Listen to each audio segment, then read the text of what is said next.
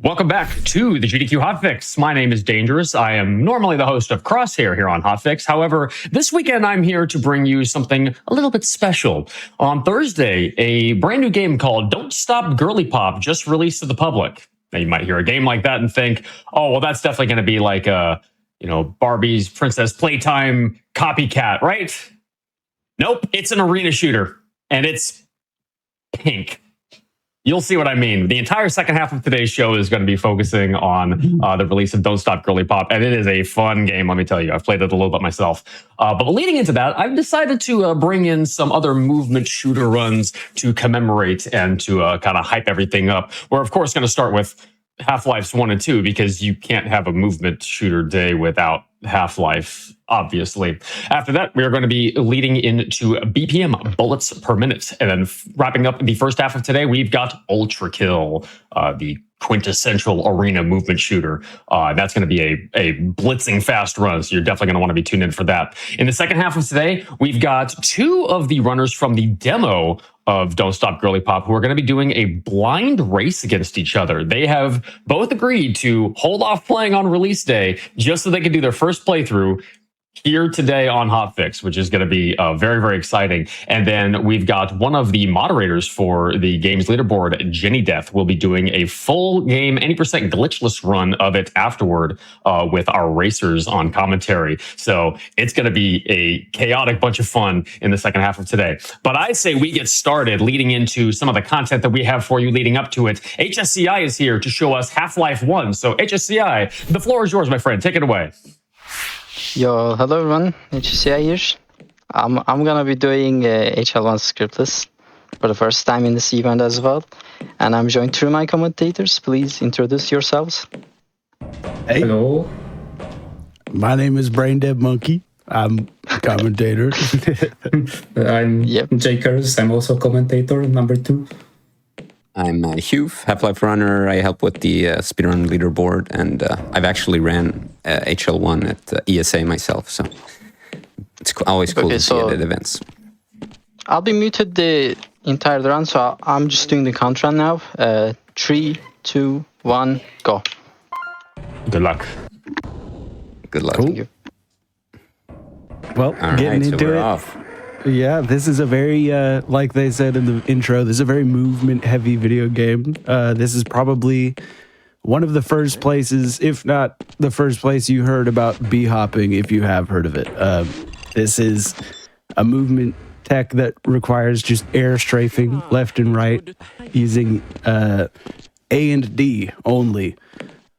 And yeah, doing that while strafing with your mouse left and right simultaneously will gain you speed over time. So we'll be doing that and using the scroll wheel to jump every time you touch the ground instantly to avoid friction. And yeah, you'll see him doing that too throughout the entire run. You also see him do a lot of FPS changes. Like over here, the game was lagging. That's because he's changing the FPS manually to make the NPCs turn faster and also do other stuff like skipping triggers and touching doors earlier. This game doesn't have like an internal take rate, so actually how things are calculated in the game is based on the FPS. So then you're changing it to like manipulate how calculations actually happen and these kinds of things. Another small thing that we just kind of glanced over for a second, but in a room before, he pushed an NPC, one of the scientists, into the door. And when the scientist tries to pass through that door, even if it's locked to you, the player, the scientist will open it anyways. So he pushes the scientist into the door to skip the cutscene of him standing around listening to them talk about everything. And he's able to instantly just progress instead of, You'll see that a couple different times. At that time, he has to do it in one go, otherwise the NPC just won't open the door, which in this instance is not that bad because it's a very short NPC abuse, but later on there are strats where you need to do an entire map without loading a save even once. Mm-hmm. Yeah, one of the biggest ones is the infinite health door, which we'll come across later, but the thing that you're doing is you're using an NPC abuse on an enemy soldier, so doing that is obviously tricky, and not being able to like load any saves while you're doing it is just makes it a very risky trick. So keeping that in mind is very important during those NPC abuses. So here, do you want to maybe explain the PC skip? Yeah, sure. So Oh, there's yeah, a trick yeah. called object boosting in the game where you have these movable props. Gordon can move around. And while you're moving it, you gain a bunch of speed. So if you let go of the prop and jump, right afterwards, you can gain a bunch of speed. So we're going to be using that here in the test chamber to use the the test chamber cart to launch ourselves up into there. And then the devs have actually left a trigger to transition to the next level, like way up in the level. And that boost gives us just enough height to get there. So it's a really cool trick, which we get to after, like, there's 2 minutes of downtime in the test chamber. So, yeah, after this, the game basically speeds up and stays high pace for the rest of the run. Yeah. It's really nice from Valve to just let the trigger sit right where it is. It's very nice, very helpful. Because any other spot on the map, and it would be like impossible to skip it. So here we're lining up, so we have the proper angle to boost off the cart, which is coming up here any second.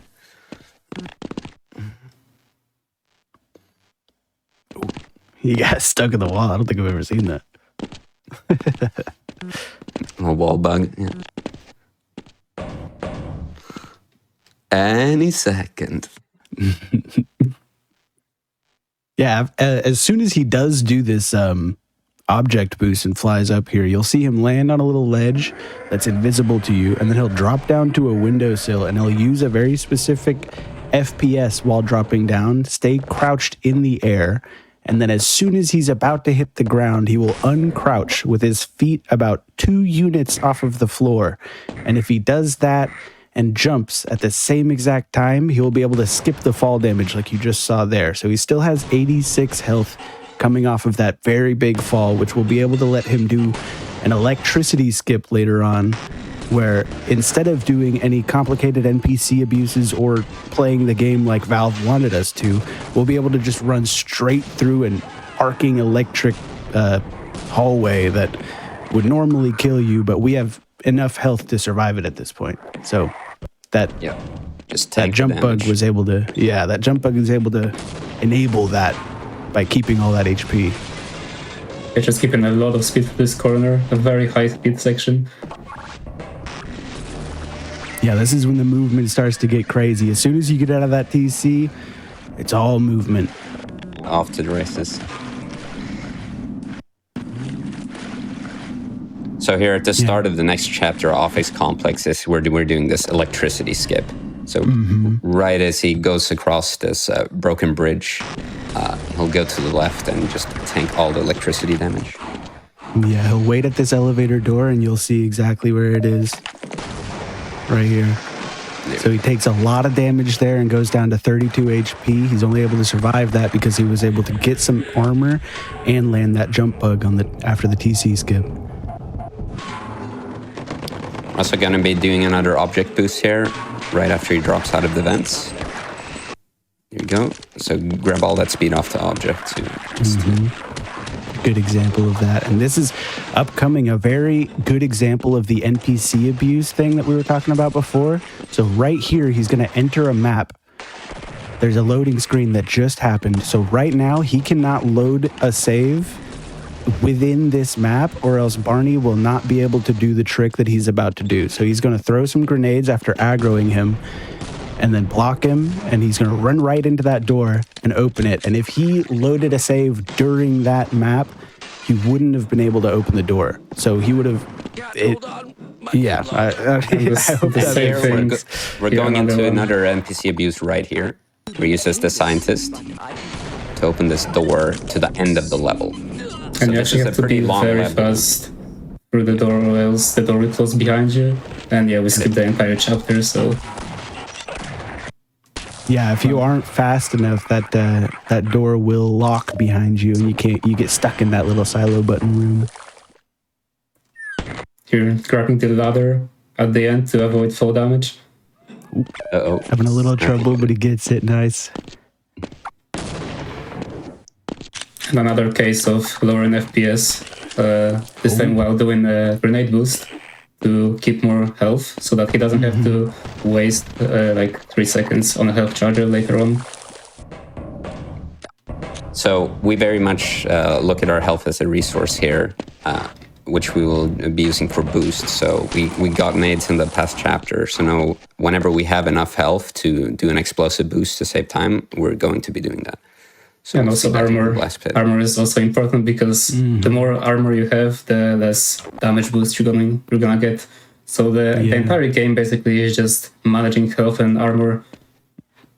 Yeah, a very important point is, you don't want to get too much armor or else you won't be able to boost. So that kind of keeps the stakes high, but also, I don't know, it just keeps you on your toes. So HS here is using an edge bug trick right when he drops here, which basically on the same frame that you land on a ledge, you also fall off of it, and then the game, when it applies fall damage, sees you're off the ledge already, so you take no damage. Or you just barely miss it, So we just used that one here 3 times. And we're going straight into barrel boost recaller, where we're gonna use all our HP for an explosive boost. Yeah, we've been saving our health before we went up that yellow elevator in order to do what we just did right there, shooting that explosive barrel that was sitting on the bridge and crossing that gap. He's landing in the water, so he doesn't take full damage. There's a question in chat. Someone wanted to ask because the category is not just any percent. Category is 1 scriptless. If you can explain what that means to. So 1 is World Opponent Network. That's basically like a pre-Steam version of the game where there was no bhop cap, so we can reach speeds up to like 2,000 units per second. And scriptless just means that you cannot use any like scripted events, and one key has to be bound to one command. So you cannot do like this crazy test chamber skips where you just press like 2 buttons and it automatically launches you into the air. Yeah, there's certain setups that you can do with scripts where you press a single key and it just performs a bunch of actions for you. There are certain, I think it's power up, where you pretty much use like 3 keys and it just takes you through the entire thing, right? And so we're not allowed to do that. Like Jaker said, every key has to perform 1 action. That will be that's the definition of a not scripted key. Here we're gonna do a water boost, which is kind of like an object boost, although you just enter in and out of a water push trigger over and over. And I think he said he was gonna go for a swag. Oh my god, he hit it. Beautiful. Yes, sir. So this is difficult because when you're in the water, your camera is bobbing up and down. And to be able to actually go into that pipe, you have to be on a cycle where your camera is bobbing up right as you exit the water. So it's actually very fortunate that HS got it. He's actually really good at doing this. He's done it so many times. Another thing that was mentioned in the chat that I want to mention, Kananga said this, another big difference between scriptless and scripted is in scripted, you can bind basically spacebar to automatically bhop for you. So you hold it down and the game automatically has you jump as soon as you touch the ground, skipping any ground friction, which you cannot do that in scriptless. In scriptless, you have to use your mouse wheel. So we're scrolling and loosely like timing our jumps basically, which is a lot harder than well, I guess Holding difficult in a different way. Also, we kind of looked over the power-up. In power-up, HS threw a grenade under the boxes. And what that did is because the 2 maps overlap, all the items from these boxes would appear after the level change in the next map. So he can just throw the nade under and just go forward and pick them up later. And that was just to collect more health and those trip mines that you saw him make a little staircase out of in order to climb up to the other part of on a rail. He uses the health for an explosion boost as well. Also, that was a pretty good nade rails. He kept quite a lot of speed.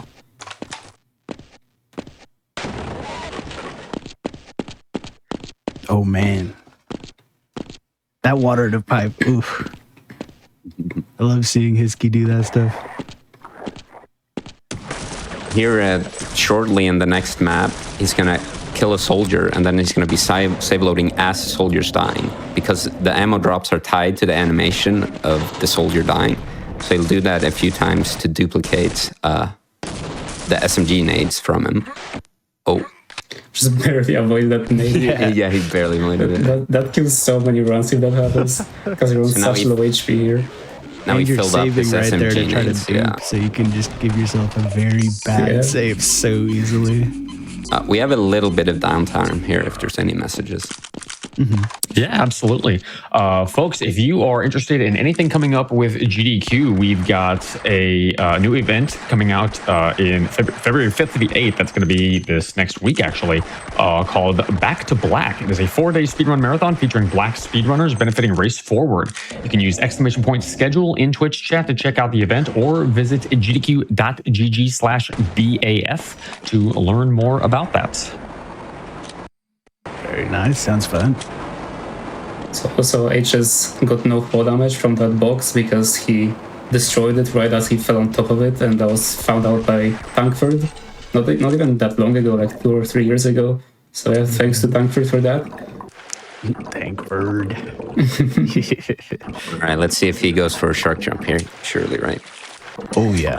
Yeah, this is a very tricky B-hop sequence. There's no fancy tricks. He's just jumping off of a moving shark in the middle of the water. He misses it once. Nice. Right, Gets it the second try. And then the oboe as well, maybe? Very tricky. Yeah, he does Ooh, and he the uses an object boost. Very nice. Very nice. Another object boost right there to clear that big gap. And now he's using an SMG to scare this Vortigaunt using another NPC abuse. That Vortigaunt tries to run through that door and opens it for him. Yes, unfortunately for us, Gordon is the only person in Black Mesa who doesn't have access to all the doors. Yeah, even the Vortigaunts have key cards for some reason. What he's going to do here is really important for next chapter. He's going to keep some grenades into the next map, where normally the game will strip all the weapons from you. But what he's doing here is he's going into the trigger to remove all his weapons, but he's going to miss the trigger that teleports him away, and then he can run out, grab nades, and then go back in. And this way he'll be able to keep grenades into the next map. So this is a pretty recent discovery. Oh no, he's going to have to... A very bad save. He has to abandon it. Oh, he misses it, so we can't go for RP clip now. Okay. Unfortunately, he didn't break the box with the grenades in it, so he couldn't get to them. So he'll have to go for slightly older strats in RP. Yeah, I think we'll just unfortunate. go through it the normal way. Yeah. It should be only minus like 12 seconds, right? Or something like just that. over 10 seconds. I mean, it's a very difficult part of the game because, like, the setup for RP, you have to make sure that the assassins don't shoot you, that they're in a good position, and that like the boxes are blown up.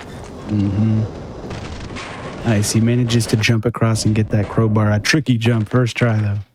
And he also, you can actually press E on those like crushers, and those are actually trains, so you can stop them yourself or just speed them up if you want to get faster down the pipe.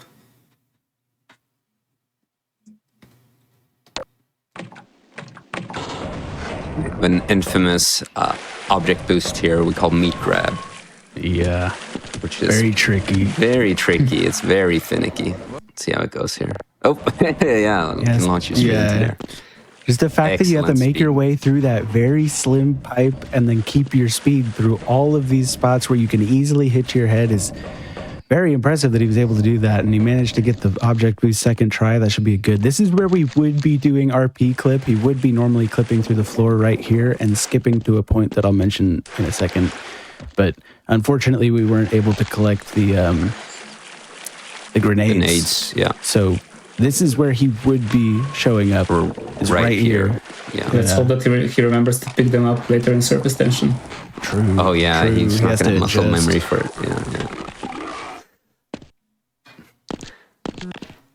Here you can also see him duck rolling on the conveyor belts. If you spam your crouch inputs, you can get a lot of speed from them.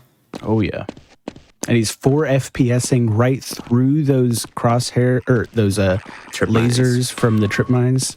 So if you basically the game won't register you touching the trip mine if on one frame you're on one side and then on the next frame you're on the other side. So we lower the game's frames per second to 4 in order to make that easier.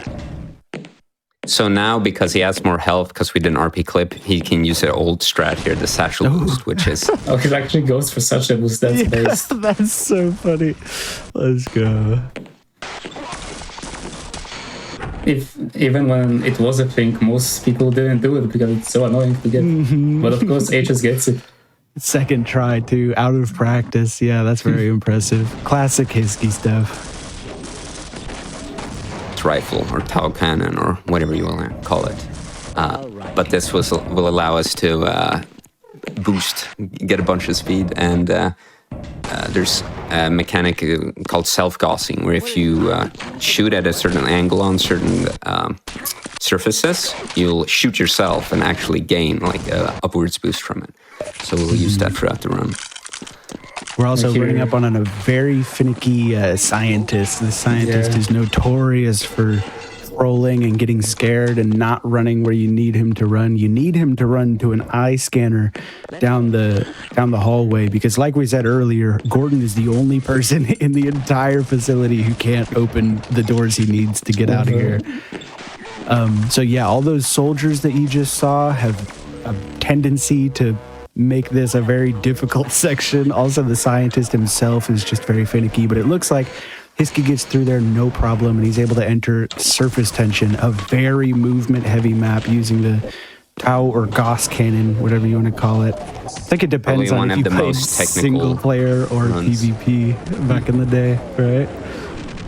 Well, he actually lands on a slope, so he doesn't take full damage from that. Nice little slope bug. Using a very tricky satchel boost right there to get up. Skips running around.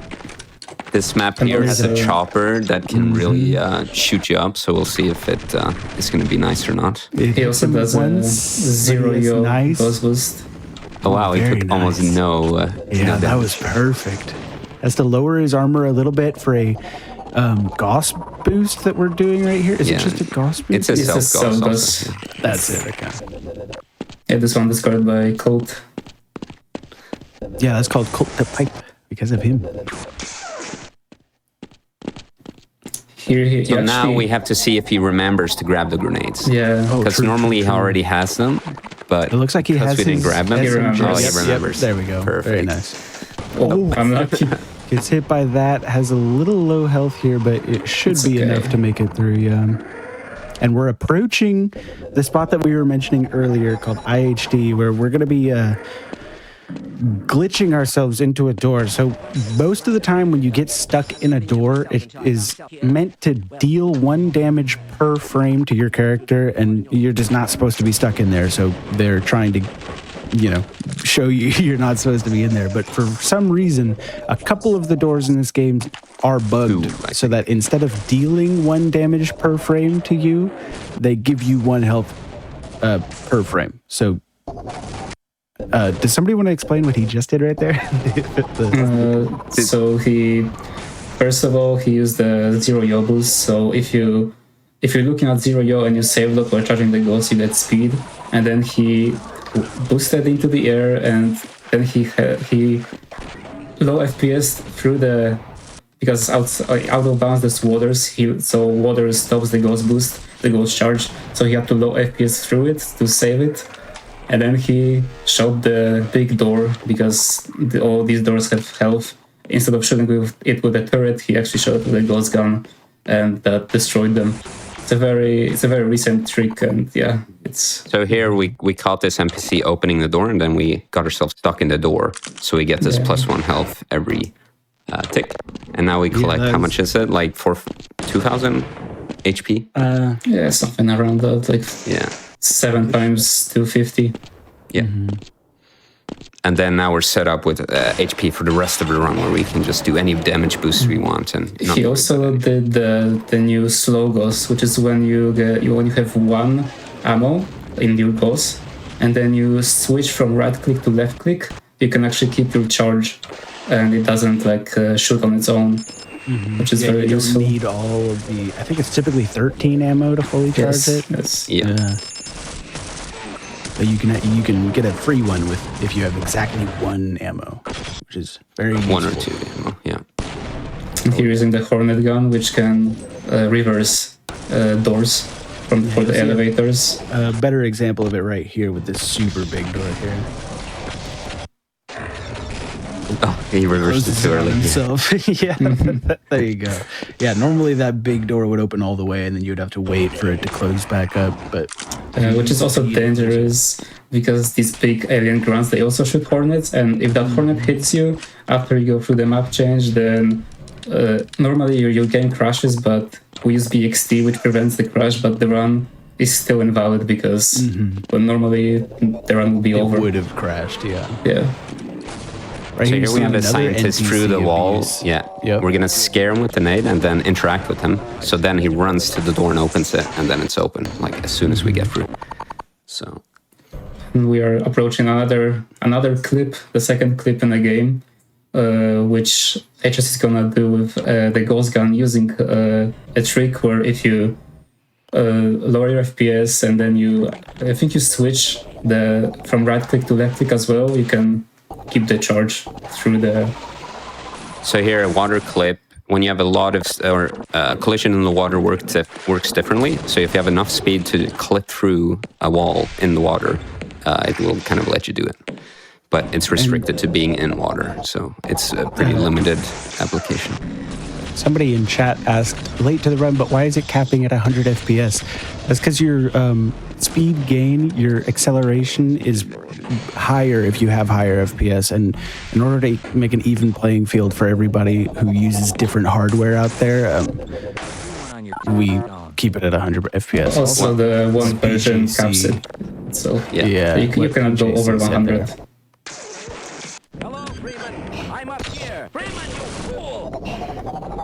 So here he uses the Hornet to tank the damage because there's a damage trigger that takes like 5000 HP. And he can just shoot the Hornet into it and the Hornet is going to take the damage so he can get teleported early and doesn't have to wait for this like 2-minute cutscene. We're listening for foot. Yeah. He has to lower There's his going to be an FPS. audio cue here, because on the next map you have to load on a certain frame to make the Gonarch monster move quicker. Yeah, he skips a little roaring cutscene, right? Unless he do the aggro strat, he does, right? So he runs at Gonarch to aggro her. And yeah, then he just a long side scroller of shooting Gonarch and going to different nodes. So if there's like any messages or anything, then it's probably the best time now. Yeah, like a minute about a scroller. Yeah. Yeah, absolutely. Yeah, folks, GDQ is hiring. If you have experience in administrative assistance, you can apply for a mainline event contract in sponsorship operations. If you're an expert in broadcast strategy and marketing development and are looking for full-time work, you can apply to be part of the management team as creative director at Games Done Quick. Apply or share with someone you know that may be interested. Due by February 14th. You can find that at gamesdonequick.com/jobs. Nice. Cool opportunity. Yep. So the first stage of the fight was pretty good, except that I think he shot the leg of Gonarch on accident, so I had to shoot him with the revolver, but it's all fine. At the end here, you usually have to do a fight section where Gonarch eventually explodes and breaks the door, but we can just deal damage to the floor ourselves and go through.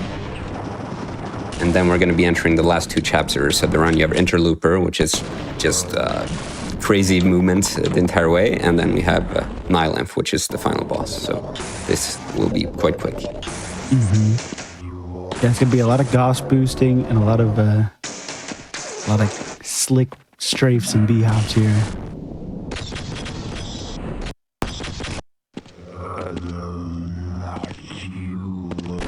Very annoying nade boost here because the Vortigun that you boost next to can actually eat all the damage and just prevent you from boosting.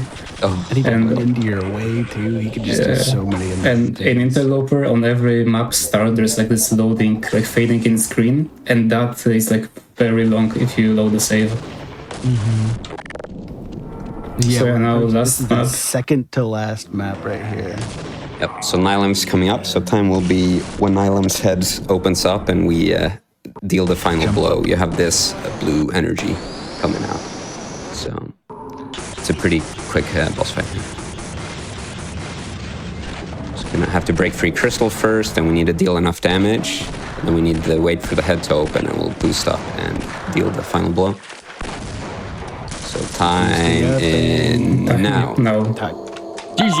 Nice. GG's. Let's see if he shows the in-game time. Yeah, 27:05. That's wow, really good. that's Very almost a 26. nice by his. That's a really sick run. Yeah. So the record is 25 and 46 seconds, or That's really 48? good. Yeah, that's Holy a moly. really good run. Yeah, RTA, that was basically 28 minutes exactly. So that's really, really good. Nice. Yeah. Nice. Love to see it from his ski. Let's undeafen him. Yeah.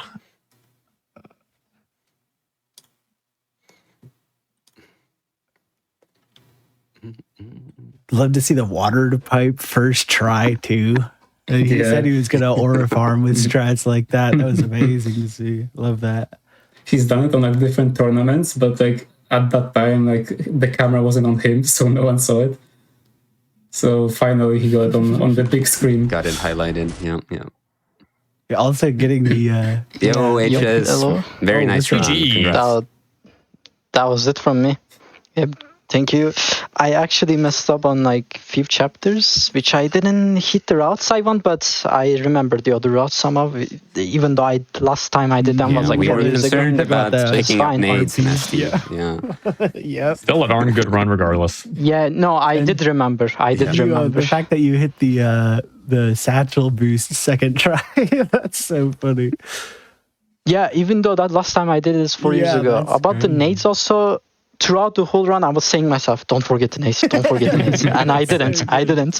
So yeah, I'm happy.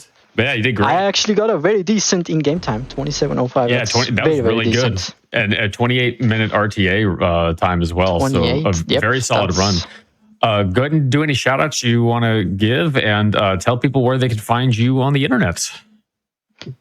You can find me on internet, twitch.tv/HSCA_ and YouTube, I don't know, HSCA something, yeah, Alpha. You can find it. Shout outs to Source Runs and obviously my commentators, and shout outs to Shiyama as well. That's it from me.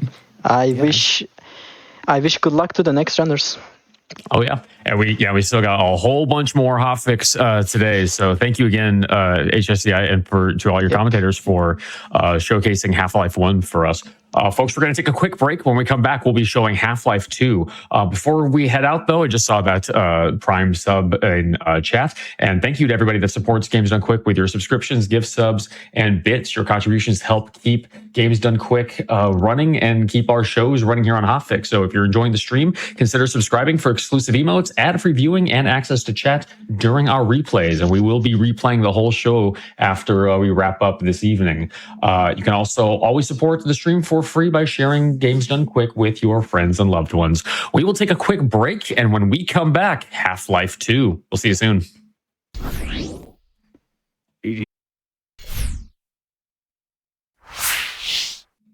Welcome back to the GDQ Hotfix. We just saw an awesome run of Half-Life 1 with HSCI, and we, of course, can't have Half-Life 1 and not also have Half-Life 2. So Dirch is here to show off Half-Life 2 for us. So Dirch, floor is yours, my friend. Take it away. Thank you, Dane. Yes, this is Half-Life 2 new engine 80% no void clip. This category is like your typical 80%, except, of course, void clip is banned, which is a trick that looks like a loading screen, but it involves you clipping through the map itself, and it takes a long time in real time, but very quick in IGT, so most runners just don't do it. We're going to start a new game. The timer will not start until after the G-Man intro cutscene.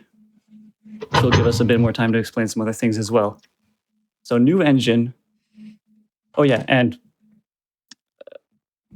a bunch of other save load tricks are also in this run itself, but we're going to try and avoid them because they're not as fun looking. New engine is the build that Valve came out with in 2007, around the time Orange Box and Episode 2 came out, where they tried to patch out b-hopping. And the way they did it was that they would apply a speed cap, but only in one direction. So if you're facing forward, it'll decelerate you, but that same force will apply in the opposite direction if you're facing backwards, sort of, and it'll accelerate you. This is commonly known as ABH.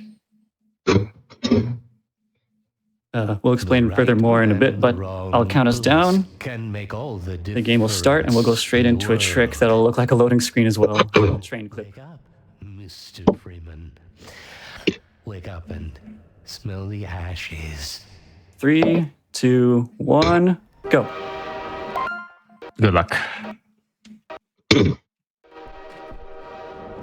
There's made a few saves and loaded them immediately. It causes the lag for the game, and that causes the two trains to overlap, and we back off to the back of the train car, and the other train car pushes us away from it through the other train, skipping the intro cutscene, or the 30 seconds of it. Wait, did we want to introduce our commentators as well? I don't think we actually did that. I totally forgot. I'm sorry. Say, but yeah. Yeah, go ahead, you guys. Go first, Lyron. Yes, I am Lyron, and I also speedrun Half-Life 2 and its modifications. I'm Cup of Joe. I've been running the game as well for around 4 years now. Oh, wow. Long time. It's just up to you. Right now, there's nothing really much we can do to progress. As you'll see, he's hitting the NPCs over the head with props, and what's happening there is that NPCs must get to a specified location whenever they're programmed to walk from point A to point B.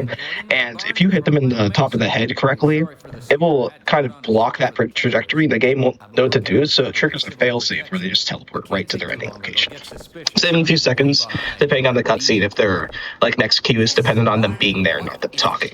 And now, this is a very important This is, of course, part. an RNG manip, right? Yeah, so if you do not build a stack during this cutscene, you will actually be cursed by Gaben himself. The more impressed he is by your stack, and it's not looking good right now, so we might have to worry. No. Yeah. Oh, no. So I think Gaben's not going to be the happiest with this run, but I think Dirch is a strong soldier. We might be able to make it through this. Another thing to note about the movement is if we move backwards during a hop, it'll reverse the acceleration again, so we can accelerate forwards with every b-hop. And we do this with plus strafe, which is a command that has been in PC FPSs for a long time that make accelerated forward hops much easier for modern runners. Essentially, the direction that the anti-b-hop speed boost is applied to the player is dependent on where you're looking, 1 and 2, your movement directions. So because you're moving slightly backwards, the game thinks, oh, you must be moving backwards to apply the speed. You apply the speed forwards of where you're looking because that's clearly backwards, but it's not. So yeah, you just get exponential speed without having to look backwards, which is very powerful, and it will be a constant. We actually skip a trigger that makes us vulnerable to damage in this building by jumping over this Metro Cop's head. And that'll help us with a very long trick up ahead. If you beat an NPC to its location, it will kind of try to no-clip into you somewhat, but it's kind of buggy, and you could just kind of enter through them and pass through them. And because of the trigger we skipped, we can fall down here. All right, red letter day skip. Oh boy. So there's going to be a lot of wacky stuff happening in the next few minutes. This skip is so funny. Don't worry, we don't know how it works either. Yeah, the and there's actually going to be another, like BBT called Bill's Big Thrill. It floats a prop, you jump into it causes you to float, puts you in BBT state. There's a lot of things that can happen in this state. For us to perform the rest of this trick. I don't want to spoil too much, but we need to place one of our B hops in a certain part of the map Freeman, I that only presume. stays there for so long as we crouch. So I'm gonna make my way outside of the play area Combine can in be a slow moment. to wake, but once they're up, you don't want to get in their way. Do a lineup. Yes, and also extra bit of information that wasn't important last time Half-Life 2 was in the GDQ, that the prop has to fly away in an extreme amount of velocity. Otherwise, some other trick doesn't work. In that spot, he just crouched there. That ABH sequence is very important because now his hitbox is saved in a location that's inbounds on the next map, and you'll see how that works. I'm sure you Yeah. remember me though. I also made a hard save Aren't you? in a very peculiar spot. It's a surprise tool that'll help us later. If you've noticed he's been avoiding touching props, there's also a reason behind that. They will teleport you Dr. Breen. Yep. to that saved location. So if we take this prop and line it up right on the level trigger and touch it at the same time we enter the level trigger, you could probably guess this is what's going to happen with that saved location. And they're just using the coordinates on the top right to line it up easier. There we go. Yeah, First and now try. we just skip the entire cutscene. That's pretty impressive too for first try. Indeed. It's a very big. Sometimes it run doesn't killer trick. happen. Sometimes it doesn't happen, and it's kind of awkward whenever you're at a live run. It says around at least 5 minutes, right? A lot of I think time. so. And hey, you can also break pallets or any destructible prop with enough speed, so we don't need the crowbar yet. But we will. We do now. With save delete. And that's why we did that. So yeah, there's a bunch of saves in this game. If you've ever played Half-Life 2 and loaded up a map, you realize that you have all your, tools, all your stuff, your weapons immediately. That's because there's saves for each map. And if you try to load a save on a map and that save doesn't exist, it will just load up that default save, giving you all those items free. And also replenishing all your health and all that good stuff. Let's see if we get a train issue. No train issues here. Beautiful. Try. Good job. Yeah, it's a common theme throughout this run that a lot of speed and slopes is very fun. Yes. Even though Dirge was very high up there, the reason why he didn't take any fall damage is because he landed on a slope with a very good amount of speed. So You kind of like glide off most slopes. yeah, works the same. And here's why we need the save. way as surfing. Prepare to get very confused. Yeah. Yes. Dirk, you want to mind explaining that? Yeah. For whatever reason, if you touch two props together in a very specific way, it can cause you to enter like this sort of other alternative BPT-like state, but you gotta load a save immediately to prevent your game from crashing. But as soon as you do, you enter what's called ISG state, or item save glitch. That's what it's called. Intentionally designed, intentionally named to troll, I think, Zelda speedrunners. Ocarina of Time and Majora's Mask. Yeah, it's called Infinite Sword Glitch. So that's I caught that. That was kind of funny. It was actually found in Portal, but Half-Life 2 semi-recently found a way to utilize it in RT runs. It was kind of just like novelty in Portal until somewhat recently in Half-Life 2, and then it also became important in Portal, so it's been slept on for a while. And these clips are called quick clips, which used to be introduced much later into the run, or would be shown much later into the run. But now that can be done with the ISG glitch, which allows all these props to go whoop through solid matter. Yes, part of the ISG, all the props are kind of bouncy. It's like a ball pit. Fun. Not. Exactly. Because you get stuck in them. That's a really funny way of putting it. Almost. Here we go. Yeah. Another theme you'll see is that if you look at an area on the map, you're like, I bet if I could like boost up or whatever, I could walk there. That's true like 50% of the time. Sometimes you can, sometimes you can't. So there's some out of like the map places you can get to that save a lot of time. Yeah, and this is just a regular save load clip. Yeah. This is one of the ones that is, I think, faster to do it this way than cancel ISG and do the map with the OG route. Saves a lot of time. And a lot of time ISG in game as well. Whenever you're stuck inside of something and you save load, you will go down a little bit. And if you also have velocity, that velocity will apply through for a single frame every time you do that. So you'll see that sometimes later, where he'll be stuck with a lot of velocity from grenades, and it can let him move through walls. And here's restarting the game. So get rid of ISG, because sometimes you don't want the ball pit. Yeah, it's the only way to cancel ISG is to quit entirely. Pretty funny.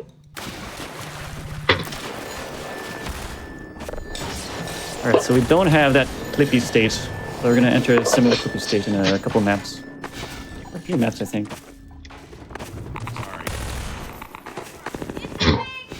And there are two major movement sections in this game, and the first one starts right here.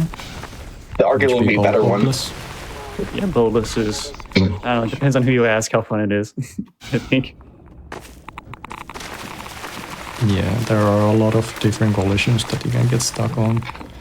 What we call displacements.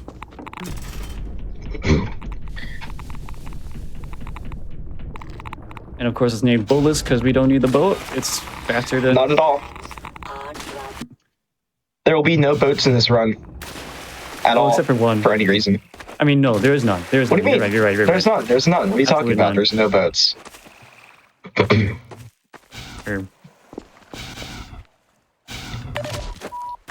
Major fracture.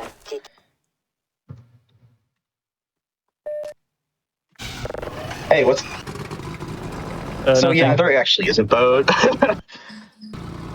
This is not planned. I don't know. What are you trying to do? No, so...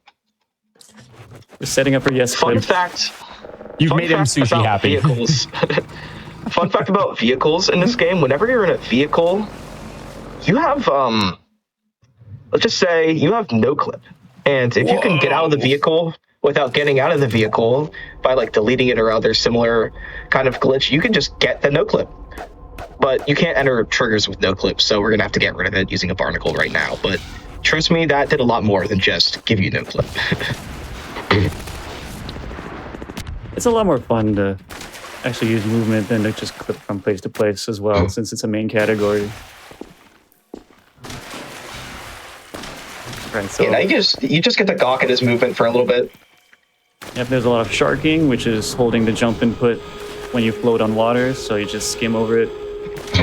There's, of course, ramp bugging, which was mentioned earlier. And the classic video game logic of land in water and you'll negate all fall damage, even if it's ankle high. My favorite. So this upcoming tunnel right here is one of the skips that you can only do for the fact that we can build up so much velocity by jumping.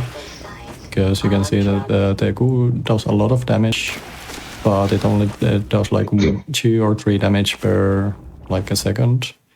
So we can just outrun that damage and survive. You can also see right now it's possible to get a lot of speed and not very much space, albeit difficult. This tunnel in particular is difficult. Here we go. There you go.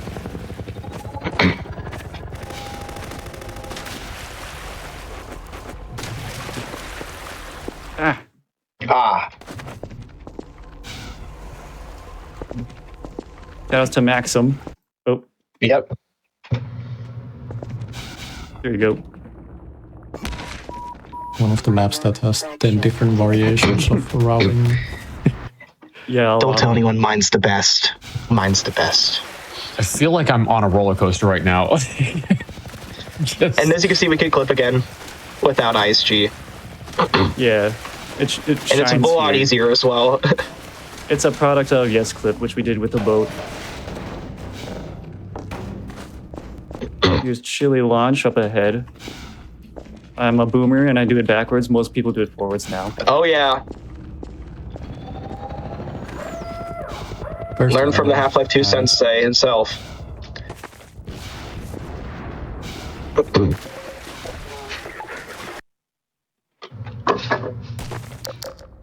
This is one of the more challenging movement maps, at least to do consistent.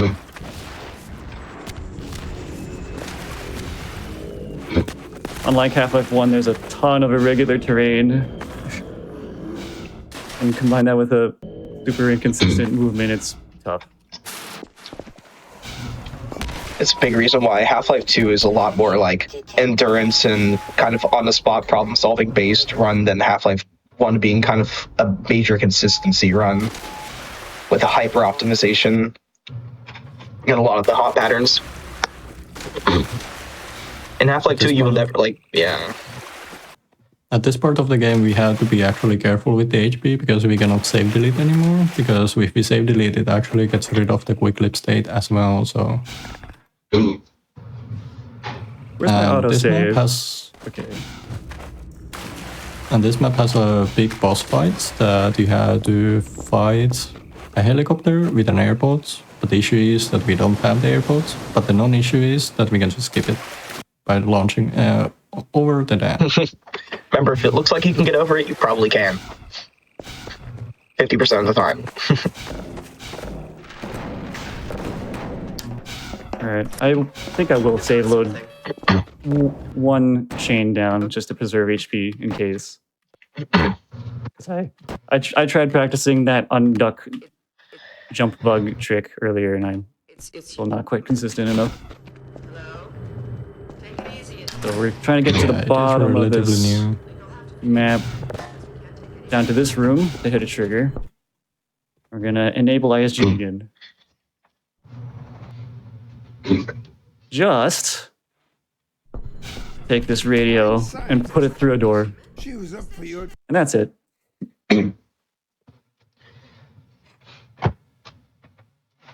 We're waiting for the capture to come back. It's all part of skipping Black Mesa East. Dr. Breen, he's the administrator of this whole... Yes, unlike the daily skip, we cannot skip all of it, but we can chain a lot of different tricks to skip most of it. There has been 4 different iterations of the skips, each skipping a different amount of time. And there's some slabs, as we call them, save loads and pauses. And that causes Eli to clip through the door. And the reason for that is because there has to be at least one NPC at that point of the room that some dialogue gets triggered early. And that's why Alex is already going to this direction instead of yapping at the main room. Oh dear. I think Alex teleported. I can't believe you made it. We're here. Okay. Try this again. We're here. I'll just wait it. Geez, when you hit Alex on the head with a can, she warps. But when my wife hits me on the head with a can, all I get is a lump on the head. We don't go there anymore. He has to be going somewhere, I think. Try it again. No, I'm kidding. Well, he earned it. I guess you proved you The game realizes that we shouldn't be here, so we need to keep manipulating Alex so she keeps progressing to the right direction. Yeah, these save loads are the main reason why she keeps proved you can handle it. Going. 8, 9, 10. I have live split open so I can actually spot these. Proved you can handle it. 3, 4, 5, 6, 7, 8, 9, 10. This is a good setup. This should be fine. Proved you can handle it. 3, 4, 5, 6, 7. Pull yourself out there. What the heck? Proved you can handle Recooked. We'll do a few more. Pull yourself out there. Well, I guess you proved you can handle it. 5, 6, 7, 8, 9, 10. Pull yourself out there. Huh. I guess you proved you can handle One more time, and then I'll just load a practice save. Because this would have to be a soft lock if this fails. I don't see why it is, though. She's close enough, and yourself out there. I'm hitting the queue on time, so I just don't know. Alrighty. This wall around is pretty volatile, so that is the reason why it hasn't actually been done in a marathon setting that many times yet. But what would have happened there is that Alex led us to the door, and we just like skipped the wall and dock training session that the game has, like a very long cutscene, just by clipping through the wall yet again. And now we enter Ravenholm. You never rely on NPCs to cooperate like that. Yeah. I'm just happy you got RLD. What it was said, they had become like these peculiar. Alright, So there's some. Ravenholm is not all about movement. It has a lot of these damage boosts that we just pretty much skip all over the level. Oh.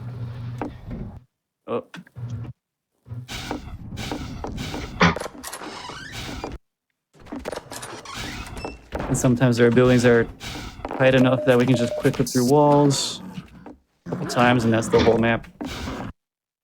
That was a gold? Oh, gold. Okay. Oh. Lol, okay. I'm gonna grab health in case. Do you have the sound effects enabled in your live split?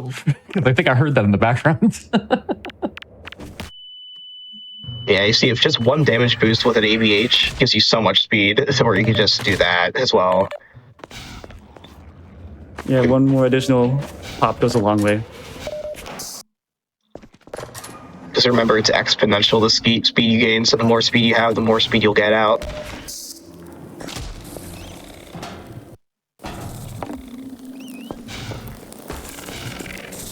Yeah, NPC collision in Quick Clip is also pretty tricky. You get stuck in them a lot. Trying to avoid the head crabs.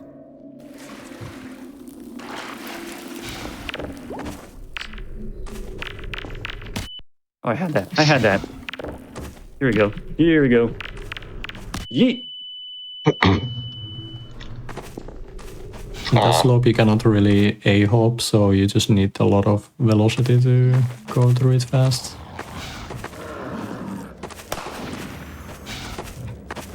Let's see if I can pull a little surfy surf.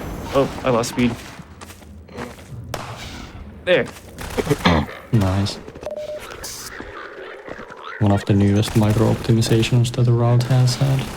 Let's actually take it from the Half-Life 1 movement 1% route. Yeah. Host time. Then we You like flying? We do. Hop in and I'll lower you down to the beach. We don't need Didn't know the Gordon was a buggy. pilot. Wait.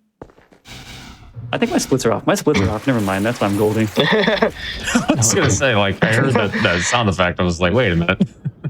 Yeah, that did not look like a gold. I didn't realize the audio was capturing that. Whoops. Oh, we just got regular celebration. My English is not very good. Native speaker, by the way. We enjoy the fanfare every once in a while. Yeah. Exactly. So in this map in particular, it's a vehicle section, so it's wide open. And there's just entire bodies of water we clear over. Or in this case, a bridge, where you're normally supposed to enter a map to lower a barrier, but we don't have to. We can just clear over it. So we don't even enter that map. Yeah, one of the only two maps that we can entirely skip. The other one's in Ravenholm, right? Yes. Yeah.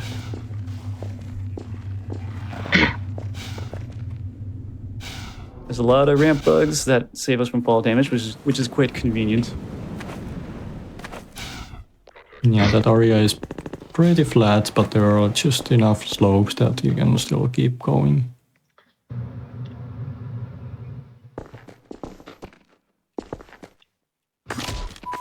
And another route that was found by Maxim. Here we go. Legendary. I wish I could shut that off right now. Dun Dun Maybe dun.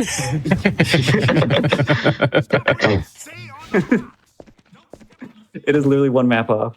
All right, this is a trick called Up Dog. What's Up Dog? Well, in order to save Laszlo the finest mind of a generation, we just ramp up off the cliff to get up above because there's a big cliff rush that is nice and flat and it's the same elevation. So although we can't spot it, we can still use our intuition to hop along it. See, you said, "What's up, dog?" I thought you were going to say, Not much. What's How up with about you?" Yeah. There it is. No nade, okay. Hole in one. Hole in one. I got it, I got it.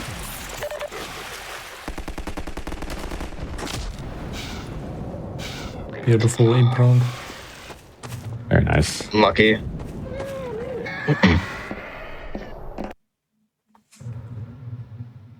Wait a minute, I can just manually split this. As soon as I have a free right hand, I'll be back in business. Okay.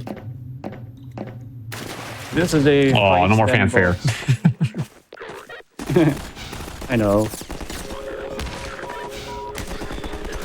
There's a couple of gunships that are supposed to fight you in this section, but we can just get to the end, stack up, box, and clip through this wall.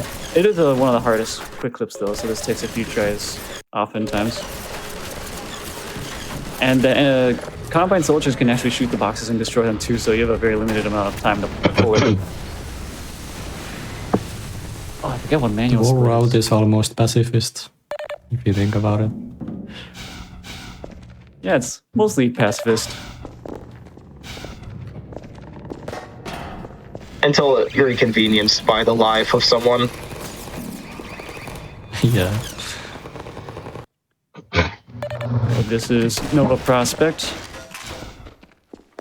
And there's a lot of, it's a big indoor section, so there's a ton of quick clips involved and can be often very complicated ones, much to the chagrin of runners.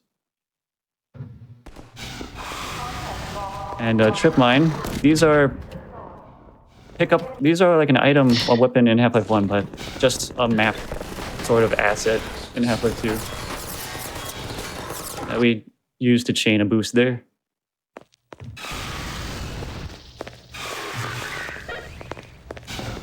It is pretty easy to go through thin walls, but the thicker the wall is, the more complicated setups you need to do in order to skip them. Kind of think if the prop is like a portal that lets you jump through the wall, and you can imagine like the trajectory you'd have to do to get past it. Yeah, because that hitbox still has momentum as well, so it has like a arc trajectory to it, like any other physics object. Ooh, this one in particular. Yeah, speaking of thick walls, this one is probably the thickest wall we go through with quick clip, right? That's not like a straight downwards one, I think so. Yeah. Very precise setup. There we go. Very nice.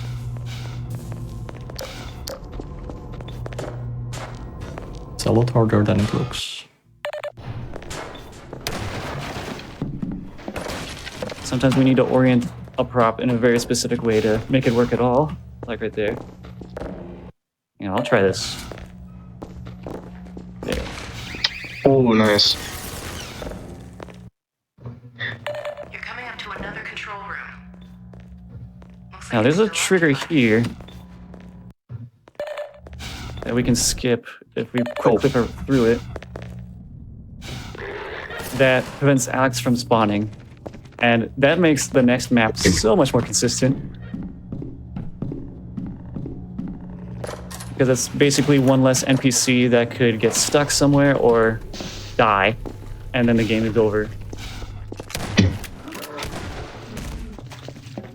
Before ISG was found, no one did that trigger skip there, but because ISG makes the next map a lot different, people were discovering that Alex was dying quite consistently, when before it didn't happen practically at all. We're going to be entering ISG State 1 last time. There are some turrets in the next room, which is like one of the last defense sections of the chapter. That they pop out of their cabinets in ISG state, but in order for them to stay in a reachable spot, ISG has to be on for a split second that we enter the map. From there, oh, I thought I didn't make that. From there, we just pick up 2 of them, and that skips much of a cutscene. That's because you're supposed to get these at a later part of the cutscene, so by touching them, it kind of earlier activates that part earlier, and it also kind of breaks the rest of the cutscene. Osman is gonna stand here. So we need to block her with that piece of debris. And from here, it's just a matter of waiting and making sure that this last soldier doesn't shoot anybody. If we kill this last soldier, then a bunch more will spawn, and it will spawn a new wave, but this one will just chill. Oh yeah. Now we have to parent. Hold on a moment. Also, last time Pen Person did a run of Half-Life 2, he did this in the cutscene, which makes it so much nicer to just chill while the soldier thwacks. He's really trying. Yeah. He's doing his best. This is a parenting life hack.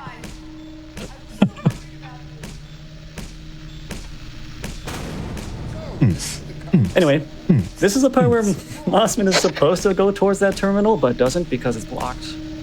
We're intentionally delaying it until we spot the teleporter in the background turning red the second time, and then we remove the debris. That tells us the timing we need to cause Mossman to continue the cutscene. And that'll essentially make the teleporter go down once instead of going down, then up and down again. So we skip the elevator going twice, and we make it only go once, since Mossman and Eli teleport away at first. 1.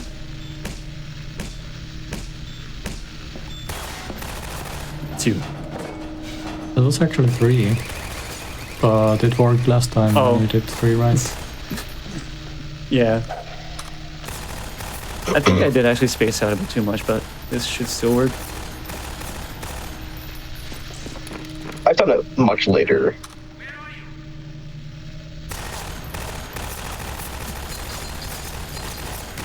So if you don't make the combine beat the turret like that, usually what happens is that it tries to throw nades at you, which is very bad because the next section of the game really needs all the HP that you can get.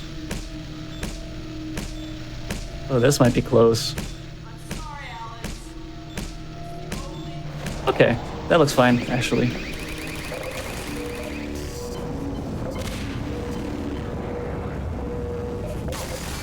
I think I have good HP as well. Oh yeah, almost maxed out. Entry going up. It's stuck. Never mind. It's I don't stuck. need it. It just helps. It's not necessary. Oh, fat fingered. Okay.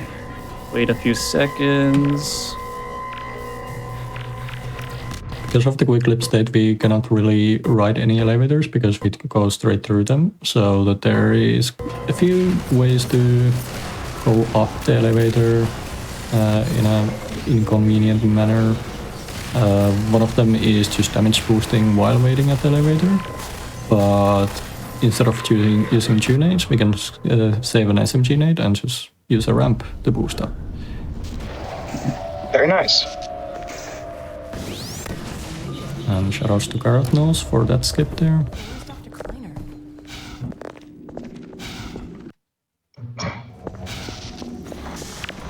Okie doke. These next City 17 chapters showcase just about all of the tricks that we've been doing in the run. Except for sharking. It's kind of like the test. This is the test. You better be paying attention. A real trial. You can also drop a prop mid a hot pattern since they max out at about 1000 UPS. So if you're traveling faster than that, you can quick clip with them that way. Quick clips work best when a prop is either moving away from you or sitting still. But they can move towards you because then you'll get stuck. It's very finicky, like any like wrong movement on the prop and it usually won't work. These aria and cutscene skips are very rapid. There are only like a couple walls in between them, so it is quite easy to skip them when you have quick clip and damage boosts.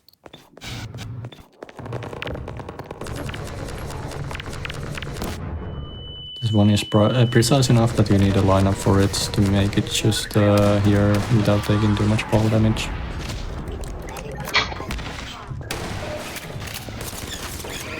No nade. Right? I think nade drops there. Sometimes in Half-Life 2, a lot of the time the boxes only drop what you need most, which is convenient for speedrunners, but can be a detriment if you're like low on shotgun health, or shotgun ammo, or low on health.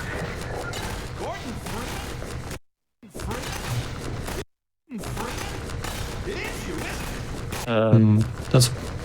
Oh. That box might be in the way. Correctly. Through both of them. Or you could try clipping to the left side with a jump. There. That works.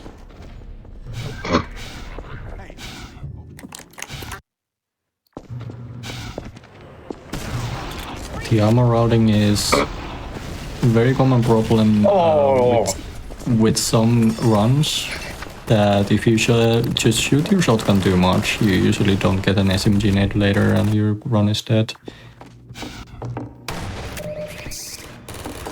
Here's a quick fun trick that where you actually, if you try to clip through it normally, you actually end up on a wrong hallway. But if you turn your hitbox just at the end of the clip, it actually skips a lot later. And yeah, I actually did find it, but I still don't even understand how it works. Because just source.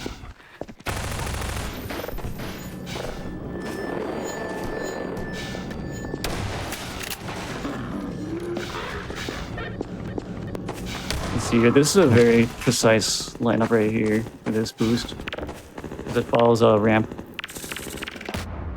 That is like the top of the offense.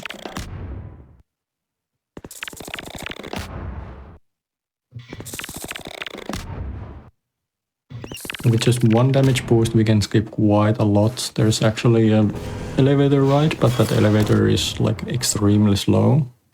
So it is very convenient that there is like a lot of ways to skip this map.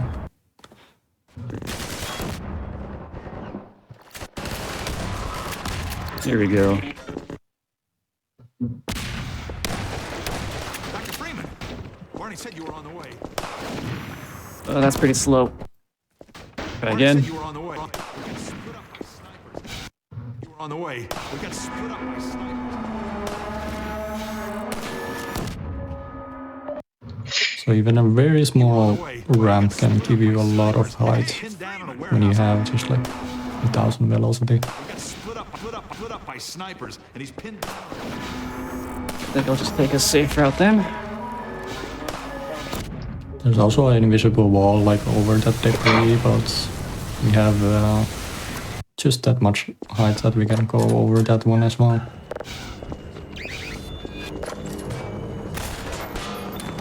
Right, here's a combined damage boost, ABH ramp, and quick clip all in one. After a lineup. Pay attention.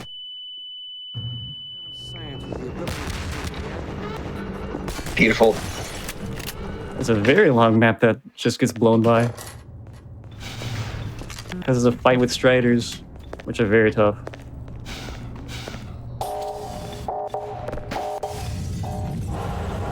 And this is a bank museum or something like that, is where you're supposed to turn off a bunch of generators, but again, it's just one wall that's in our way, so we can just quick clip through it. It's quite humorous. Yeah, actually one of the biggest skips that just people don't think about when you play speedrun this. Because that skip has been almost always there.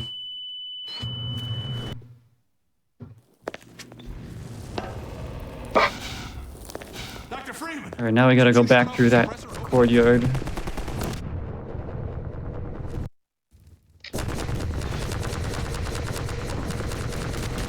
Another strider fights. That just doesn't exist for speedrunners. And yet another strider fights that we just skipped. Mm-hmm.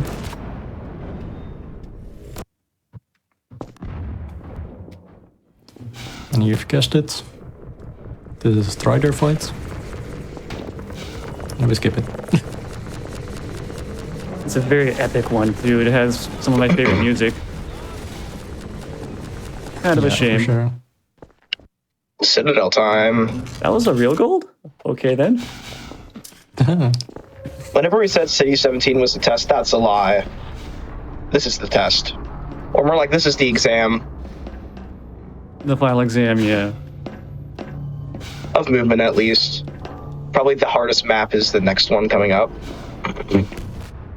It's a classic speedrun thing that the hardest trick has to be at the end, so a lot of friends die there.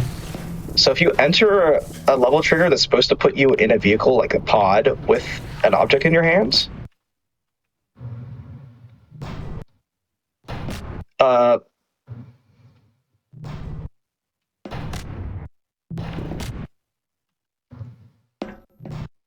this should be fine. what happens is you don't end up in the pod. So you're supposed to be in the pod for this section. And because of that, this map is not designed to be walked around, as you can see by the massive gaps. This is my dominant direction. Pods are in the way. Here we go, here we go. The pod ride takes around 2 minutes to go through normally, so just by doing all of this damage boost and just hopping through it, we can save over a minute. At the cost of being very, very difficult, especially this last boost. Which of course Dirge nails because he's insane. At 1 health. My God, man. You are piquing my anxiety right here. So I say, like, yeah, I think Dirge got an A on that exam. Look at that. Yeah, that's an A. That's the hardest skip in the run. Yeah, it's debated. Well, for your standards, maybe. I'll be very happy if I got that. Shout out to Yield. He was grinding that map in particular for so long. He was in the chat earlier. That's his home. Hi. Shoutouts to Yield in general. Absolutely. In that cutscene, the game is supposed to actually destroy all of your weapons except for the gravity gun, but if you stand close enough to the barrier, the trigger doesn't actually extend that far enough, so we can just re-grab all the weapons, saving a few seconds, but more importantly, keeping the weapons for some damage boosts later on. And here's a fun skip. Oh yeah. This boost, we call it Orb Launch. Yeah. It just barely sends you high enough to skip the whole elevator. It's so awesome. It's also a very old skip. Yeah, it's a classic at this point. But it's just too good, never gets topped by anything. Hold on a momento. Here we go. And straight to the final pod. This is typically the part where people celebrate if they're on PB pace, because there's like 1 or 2 tricks left after this, and a long cutscene. Includes a pod ride at the end of this map, and a whole other finale cutscene before we meet Administrator Breen, the administrator version. Yeah, and those like 2 last tricks are also quite easy. Very hard to fail when you have run the game enough, so that is the reason for the celebration, because it's just like, it's very much like over, kind of anticlimactic after all the Citadel O2 skip shenanigans and stuff. Yeah, the build up playing through the Citadel. It's pretty similar even in the speedrun. You go through a lot of emotions in this cutscene on PB Pace. Yeah. Checking the leaderboards. Yeah. Yeah, exactly. I was about to say that it's a great like section to just when you're streaming, just talk with the chat, like, and talk about the like how did the run go. You don't have to do it like after the run. You can just do it while the run because of the long cutscene. One of the only cutscenes that we cannot skip with an asterisk. With an asterisk, yeah. I'm seeing a lot of With a big asterisk, a big scary asterisk. a lot of people in chat are bringing up green skip. It's a theoretical trick that is super RNG dependent. But you can theoretically skip all of green with a very convoluted setup. And it's a common basically, meme. Just green skip now. No one's doing it. No one's doing it. It would save multiple minutes. So if you're somewhat close to world record pace, it's instant world record if you pull it off. Which makes it even so more nuts. asterisks on the if. Don't struggle. It's kind of like a surreal like feeling being at PB Pace at this part of the game because it's just kind of like the run's not over, but it is kind of over. All you can do is wait. Mm-hmm. So that's a recommendation for new runners. If you want the world record into this game, go practice green skip first. Grind this trick. Gas giants, inhabited by vast meteorological Or figure it out. It's not like completely ruled out as impossible yet. membranes for the dimensions. I mean, we've discovered this much about Half-Life 2 already. Possible to describe with our limited Pretty quick clip. Yeah. Nobody I've seen this thought also quick clip would be a beyond thing, but... genocide, indescribable. And Red Letter Day skip, that was pretty major. God. I don't know if I want to live in a world where people are doing the breed skip that we know right now, the world record runs. It needs some polishing first. First you lead I'm sorry, go on. the doorstep of my oldest I'm just saying the skip would need a lot of polishing before anyone even thinks about doing it. Yeah. Come straight up to my office, I wouldn't have bothered. A huge portion of the speedrunning tricks in the like in almost all games that are just called pass only are just like found out to be like actually human viable after like a couple of years when just like better setups are found, and this is definitely one of We those. should be making is for Eli's life so he can continue his research. Thanks to you, we have everything we need in that regard. You're more We're than explaining how. qualified to finish Yeah, this is a bit of a lore dump, but what neither you because we nor skip I so can much, do there's no is context, convince so that don't worry about rabble in the spoilers too much. to give up their They're all sense of just struggle. insane. Yet Eli refuses to speak the words that would Trying to ignore Gordon flying everywhere. For what? Gordon missed out on a lot between Half-Life 1 and Half-Life 2, so it's like throughout all Half-Life 2 he missed out on a bunch as well. Now we're just like, huh? What? What's happening? I don't know what to do, but I know I must jump. Gordon? God damn you, Breen, you let her go. That's all up to you, my old friend. So up ahead is Breen Blast. That's an older skip, yeah. That skips the boss fight itself, just not the cutscene. Your mother never had. Which is another yes clip technically, because the pods behave a lot like vehicles. Alex, my dear, you have your mother's eyes. Yeah, once again, you technically have no clip right now. You're just not in control.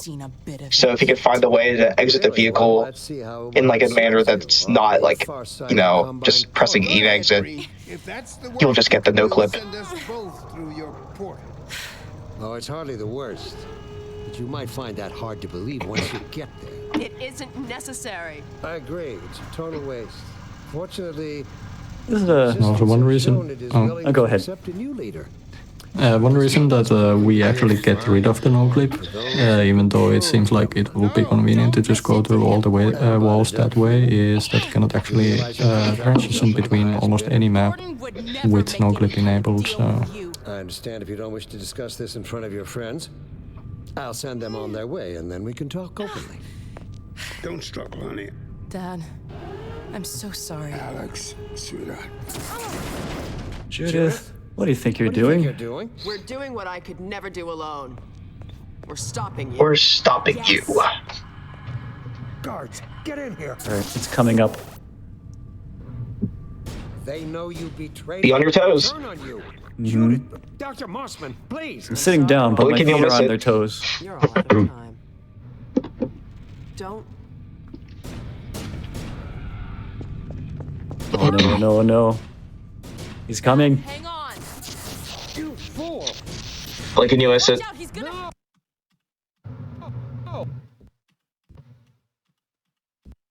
Yeah. 2, 3, 4, 5, 6. Hey. That seems to work. Yep, there we go. We have no clip yet again. Or sorry, yes clip, because no clip is cheating.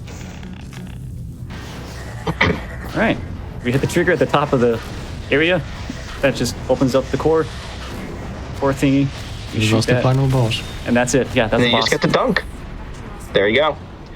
Easy clap. Why don't you just do that your first playthrough? People quite literally could, even on the... I don't know about... I think even on the 25th anniversary build as well. Come on, Gordon. Alright, time coming up. Time. Time. GG. I love the throw right at the very end. The call time. That was funny. Right. Yeah, that was a blitzing fast run. Good job. That was awesome to watch. Tell everybody where they can find you on the internet, and shout out anybody that you want to give a shout out to. I am forever Dirch for long on Twitch, or just Dirch for short. I stream there sometimes, but I upload on YouTube my runs as well. Shout out the Source Runs community. That's where you would go to learn more about Half-Life 2. And Half-Life 1 as well, yeah. And Half-Life 1, the expansions, the episodes, etc. Half-Life Axe as well. Play AG, play it now. Shout out El Corgus. Alrighty. Well, thank you all for showing this off, and thank you, Dirge, again for showing this off. This was such a fast run. Like, you finished 10 minutes under estimate too, which was actually wild. So good job, GG's, and congrats on all the gold splits. The one gold split. All of them were legit. They were all golds. Yeah, so much actual gold, really. From the sound effect. But yeah, folks, we are going to take another break before we head into our next run, which is going to be BPM bullets per minute, our arena rhythm shooter of the day. So before we get to that, we are going to take another quick breather to give you a chance to stretch, use the bathroom, do whatever you got to do, and we will be back in just a few minutes. We'll see you soon.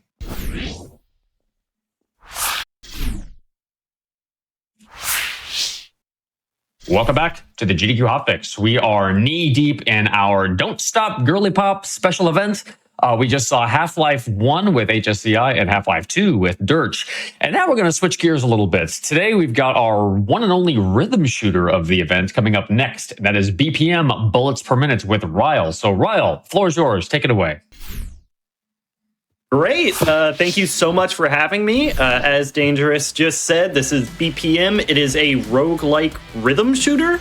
It's a huge honor to be here today. When I was looking at the schedule, I was like, they have me after Half-Life? They're putting me on the same level as the Half-Life guy? Oh, yeah, you bet. That's crazy. So I'm super excited to get into it. So we're running Goal any % easy. Goal is the first character you have unlocked in BPM. It's kind of like the mascot of the game, kind of. Easy is the base difficulty, any % is the base category. It's just kind of like the most popular category, but I'll explain a little bit more when we get into it. So, 3, 2, 1, go. Good luck. Thank you. So we're starting off here in Asgard 1. There are 4 worlds, each with 2 levels, so there are 8 levels in total. The first one is Asgard. For each level, our goal, generally speaking, is just to get to the exit as quickly as possible. The exit is the boss room.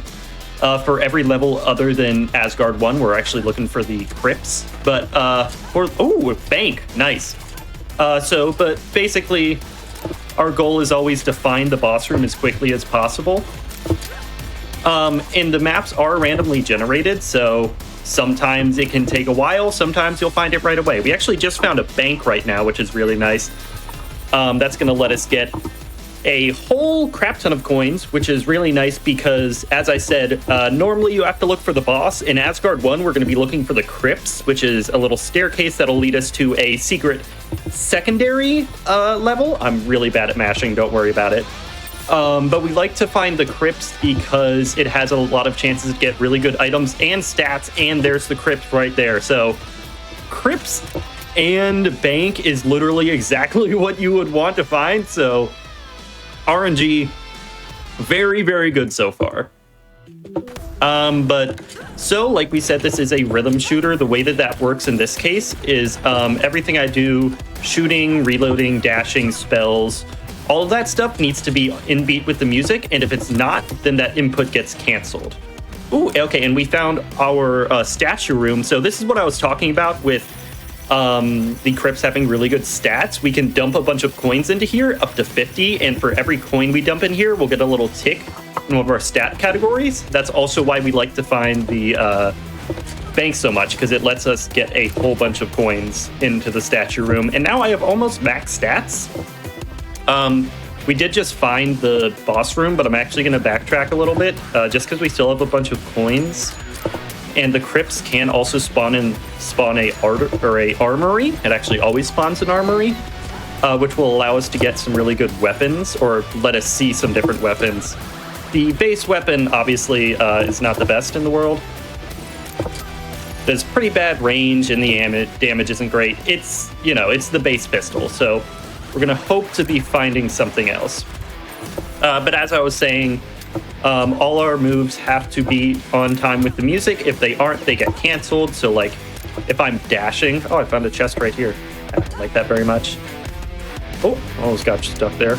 Oh, I'll just take this. So that's the other reason we come down to the crypts, is that room right there. It's the well room. It gives us a choice of 4 different items. The item I chose is double damage. What it does is it gives you double damage. So it's pretty good. Who'd have thought? We're going to be on to our first boss of the run here. This game is based roughly on Norse mythology, so our first boss is Fafnir, the dog of Hela, I believe. And we're going to be on to Vanaheim. We are set up very well so far. We got a whole bunch of good items and good stats, so we're kind of just going to be cruising. I might still stop in shops just to see what I can get. There's a shop right here, actually.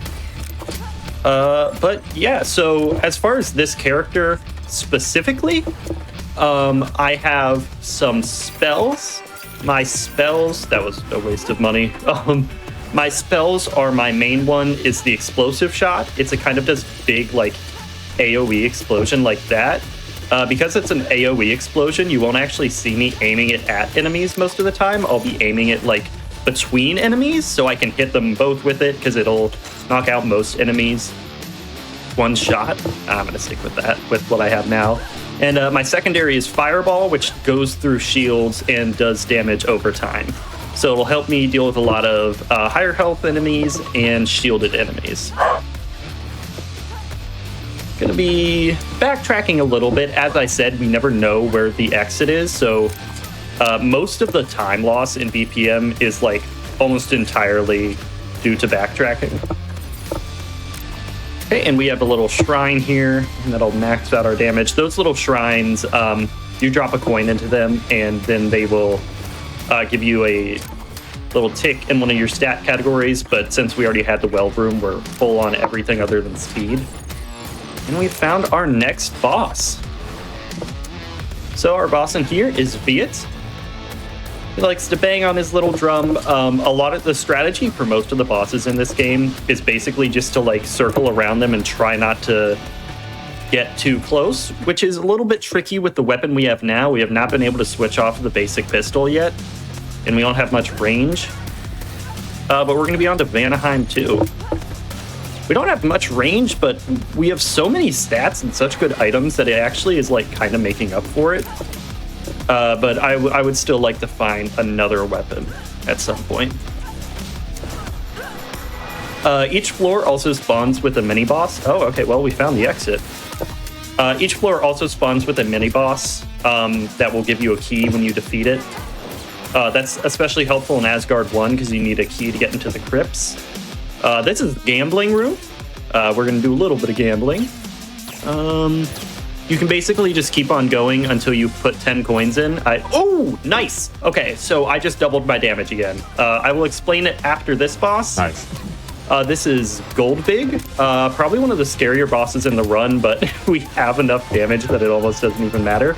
So, I'm going a little bit fast, although the run is also, we are now onto our third world. That's 3 of 4.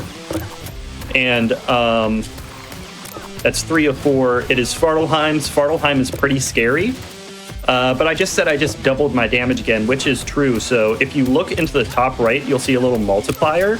I lose that multiplier. It goes up to ×4, and I lose it every time that I'm either off beat or I get hit. And this helm I just picked up, the helmet, it's called the Helm of Rage. And what it does is it gives me 25% damage multiplier for every multiplier my score is at. So if it's at +4 or ×4, which is the highest amount, then it will be a 100% multiplier, which is double damage. So I'm actually doing like 4 to 8 times damage right now because I have all my stats which double my damage, and I have the double damage shield, and I have the Helm of Rage, so I'm doing like 6 or 8 times damage. So we are absolutely flying right now. I hope this is making any sense. I don't have much time to explain because we've just kind of gotten all the RNG we need, so we're going very fast. I mean, you're doing great so far. I mean, we might even ask you to show a little bit more off after this if you at the speed you're going. I mean, we'll see how much time I have because I put down the estimate is 16 minutes. Oh, nice! We finally got a new weapon. But that last boss you might have noticed had a modifier. It had the giant modifier. What that does is it bosses and levels can spawn with modifiers. You don't see them all too often on easy mode, but like on hard and hellish, you get a whole bunch more. But that one had a giant modifier, which basically just means that it has double the health. We're on to Svartalheim 2, which is like kind of where runs come to die. It's the like run ending point, but as I said, we kind of have insane amounts of damage right now, so it almost doesn't even matter. I picked up an SMG, which does a 3-round burst. There's a lot of smaller stuff in running this, like the kind of internal routing within rooms and how you prioritize enemies. For example, this guy, you have to wait for him to stop moving so you can hit the sweet spot on his back. There's also another type of enemy called the... oh, got another mini-boss here, and I just lost my streak. That's okay. I don't need it.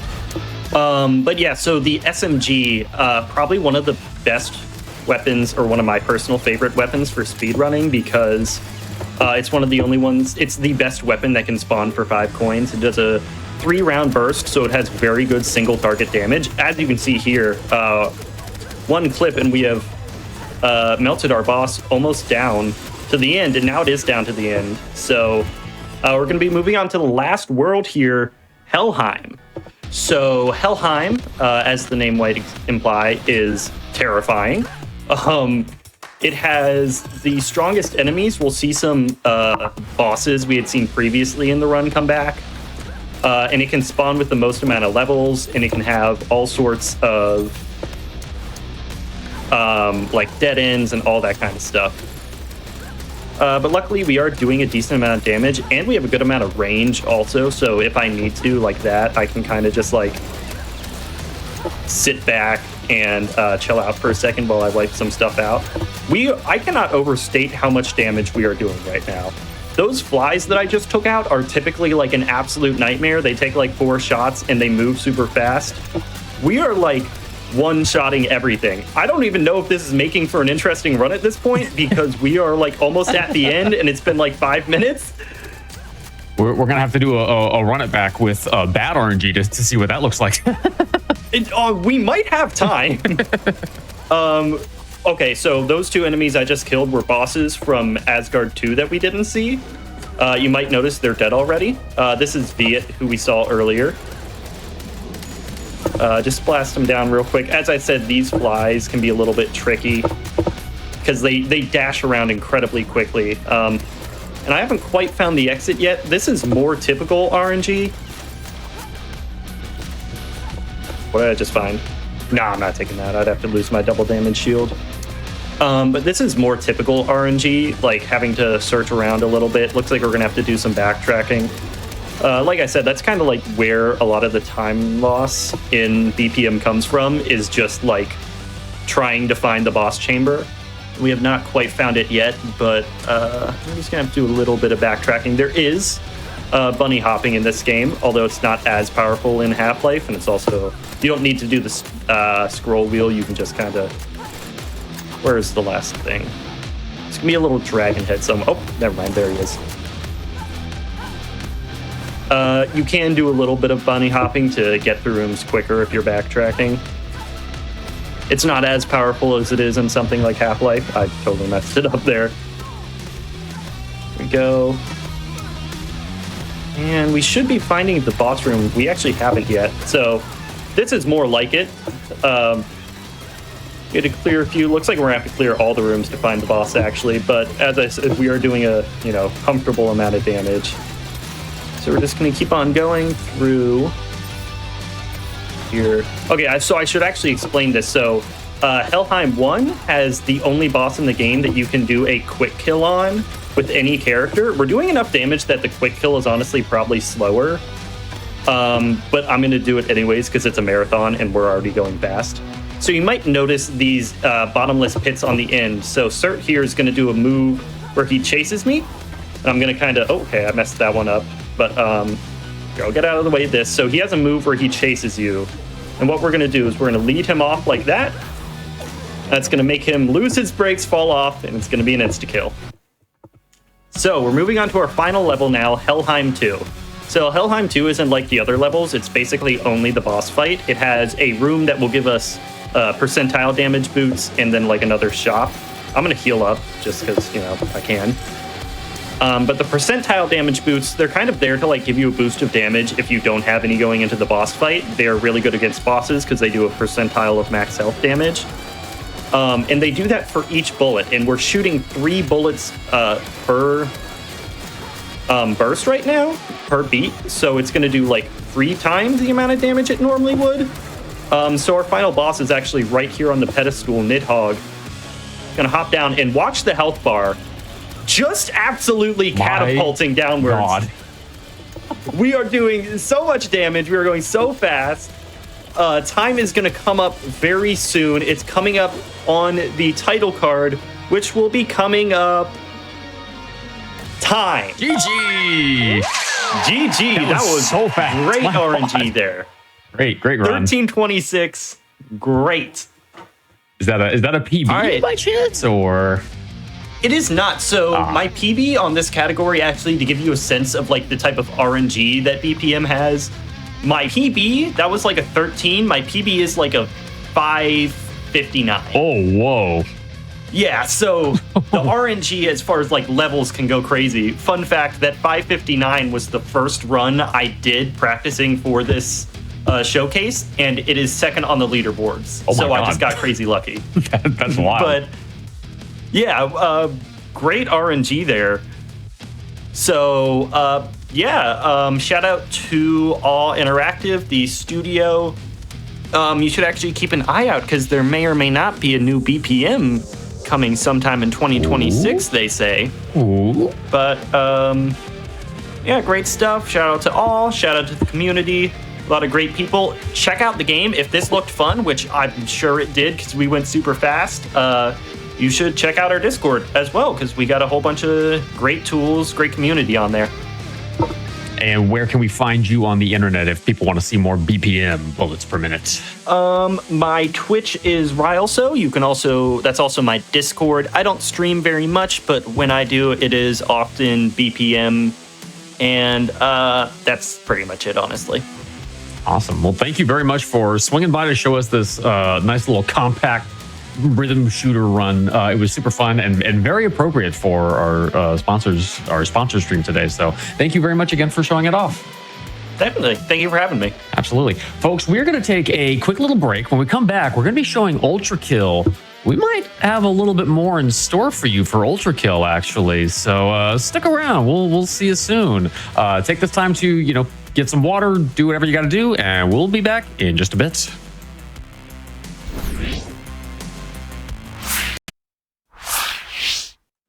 Welcome back to the GDQ Hotfix. We are knee-deep in our special featuring Don't Stop Girly Pop, which is coming up in just a little bit.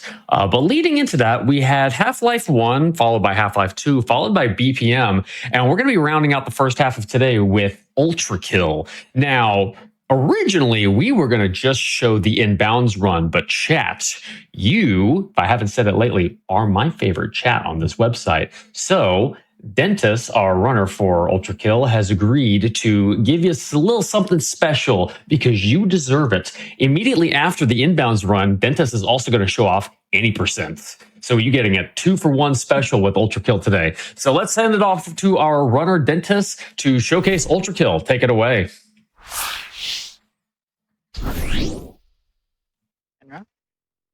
Hello, I'm Enra. I've been a speedrunner of this game for a few years now. I mainly stick to P% and cybergrind running, but I've tried a bit of everything. I'm here with Vendetta, if you'd like to introduce yourself. Hello, for those who were in the previous ULTRAKILL inbounds run, it's me, Vendetta. I also run P% and cybergrind, similar to Enra, and I'm very excited for this run. And we've got Dentis here, who's the world record holder for inbounds. They've been running the game for a bit now. Pretty good at like any percent inbounds, no-mo, really solid all game categories. You should go check them out. All right. I think we're ready for at any point now. Could you give us a countdown, Enra? Yep. Okay. On go. 5, 4, 3, 2, 1, go. Good luck. Go. So this game's quite fast, and there'll be like a lot of explosion boosts going on, like straight away. Just extremely fast. If you want to join our Discord server, we have a glossary for a lot of the speedrun tech, just in case you get confused by any of the new things. Yep. It is indeed a very fast one. Pretty quick. There's not anything like too special about 01, just going through the rooms as fast as you can. Later in this level, we're going to see a tech called trigger skips, which abuses the displacement from mounting a rocket to teleport you through extremely thin triggers. We'll see that in just a moment. Ooh. Yep. Skip to the room. The death is the death included in that route? Yeah, that death's intentional, so you can hit the checkpoint. Yeah, because you keep moving even when you're dead. This level, there's a challenge where you only have to kill one enemy, so the game just gives you a nice path straight up to the boss room. Oh. And we just see the whole abuse of coins and all of their mechanics. Incredible. Just absolutely annihilate it. We're going to see another trigger skip at the start of this level to skip the first room, and in the final room, we're going to use an environmental damage to plus us past another one of the enemy triggers. Yep. For the final level of Prelude, it's a boss level. All layers follow the same sort of structure of having a boss level at the end. Main way that we kill one of the bosses in this level is by stacking a bunch of rockets where one of them is going to spawn. And since enemies spawn slightly mid-air, all of those rockets will airshot, dealing a whole load of damage as soon as it spawns. Unfortunately, Densis missed a dive to try and get through a little gap at the top, since dives give you like both the benefit of gliding and jumping, and that just gives you a really tiny hitbox and lets you move through a lot of places. Here, Dentis is going to go above this checkpoint specifically, so we can go and skip some movement by checkpointing back to this earlier checkpoint once the blue skull's been grabbed.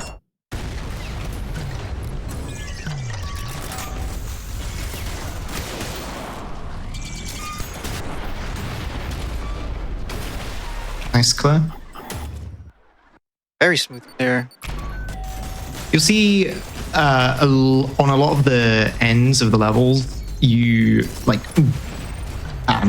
use slam store, which is basically slams give momentum based on the time you spent midair. So if you wall jump after having slam, you keep the slam state, meaning that you spend a lot more time midair with that state, so you get a lot of speed. And then you can carry that into sliding, and you will also see Dentist turn to the side, so you can redirect the strafe speed that you get while sliding into the direction that you want to go. And it's gone by so quick that I've skipped 2 of the shortcuts in the last level from a challenge, and this one you can just go through that little hole and immediately grab the blue skull. Fight was so fast. Yeah, it's hard. It's so hard to explain.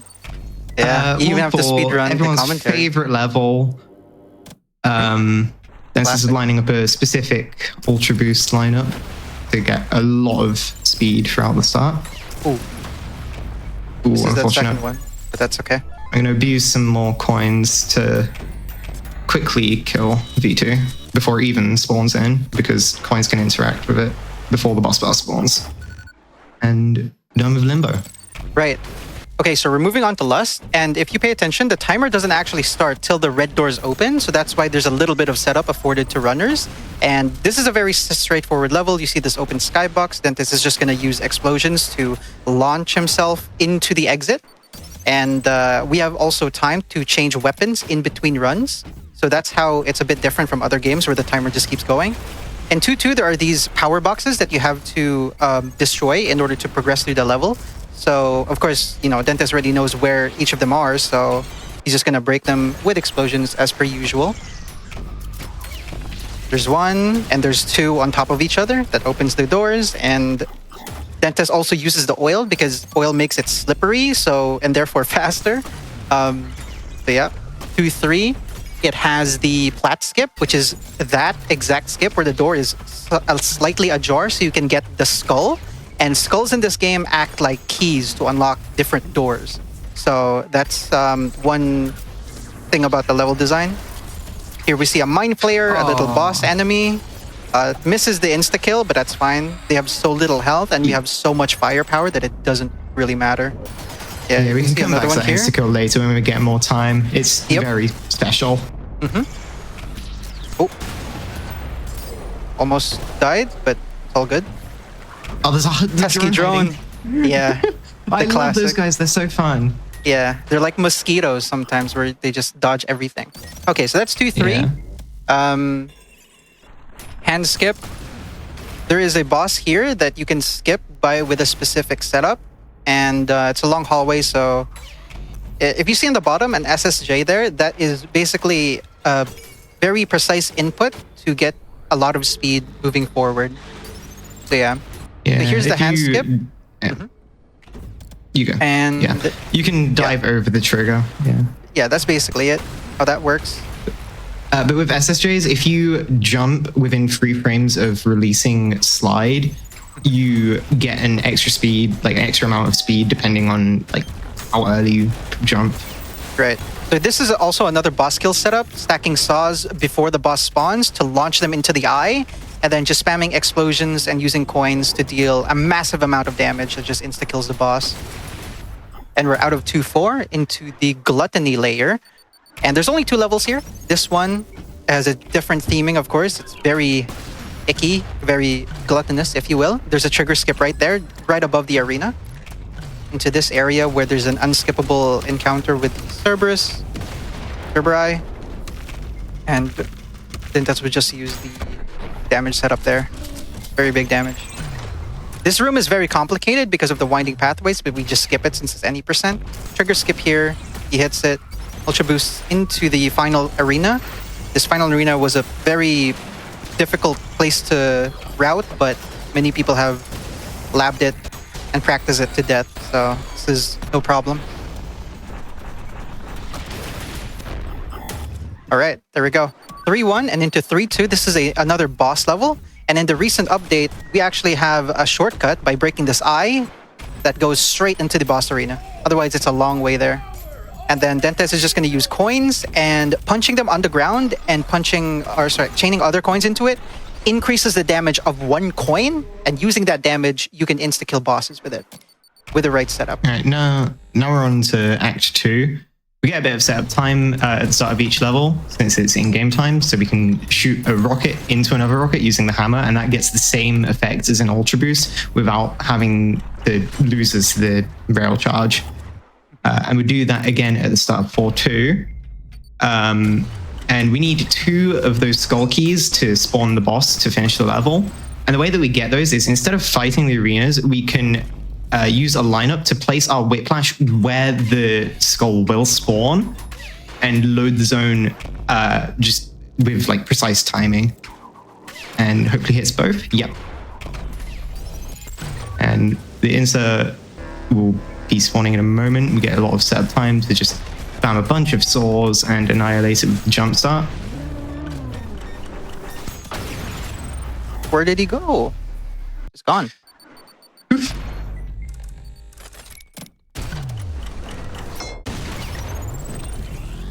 dark level. Yep. And we have to light these torches, pass on through each room. Mm-hmm. You usually have a torch. Oh, there's a torch, but you can also light it with explosions. Yeah, it just doesn't hide. Yeah.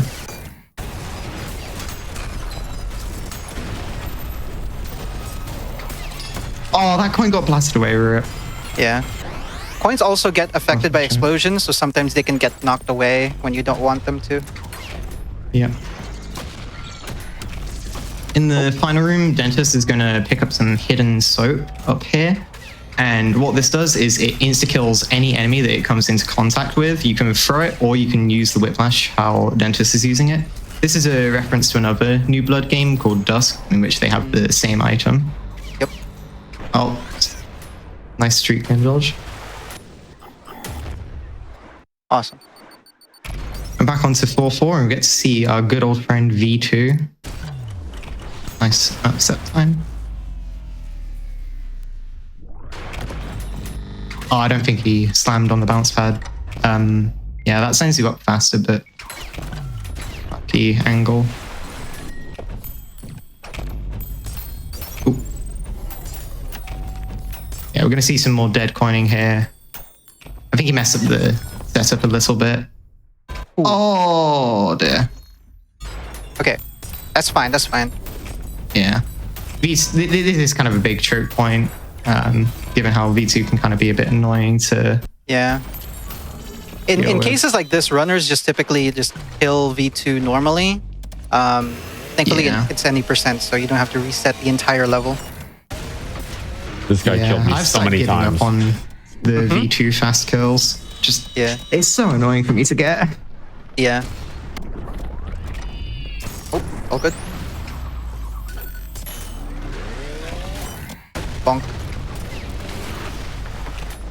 And we're out of greed and into the Wrath layer, which is very water themed, as you will see in a moment. A lot of light movement here, going through these caves. It's kind of annoying to get down, but if you do it right, it looks really nice. Yeah, this game not only has 15 guns, but also a lot of movement tech without the guns. We dodge past trigger there that spawns an encounter in the first room. And we can come back to that one later after having got all the 3 skull keys, and we just don't have to fight them at all. Unfortunately, we have to fight all of these arenas to unlock the skulls. Can't do that same skip we saw earlier in 4-2.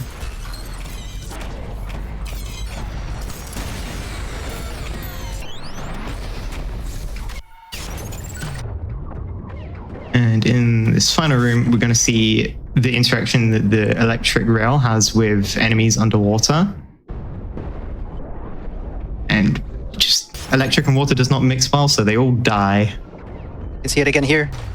Oh, never mind. That's in no, P%. No, that's the wrong category. We're too P% brained. Yep. Oh, could you explain P% really quickly, Andrew?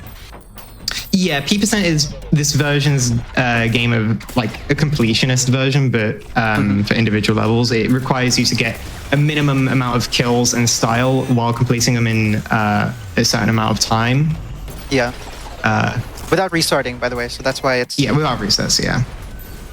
What, a more difficult category, arguably. Yeah.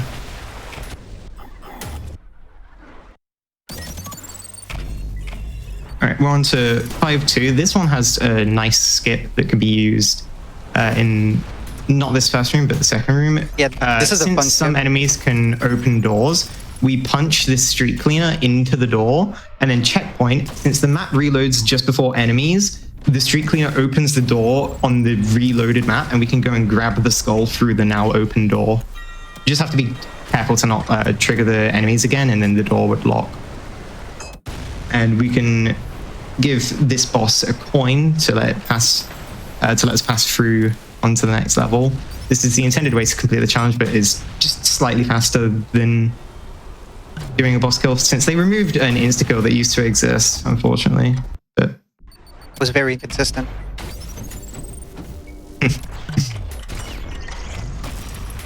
Ship of Fools. Very long level. we're going to see another trigger skip here, so we don't have to. So we don't have to fight any of the enemies on this blue skull path. And we can go and place this on the double colored door, since we only need one of the two skulls to open this one.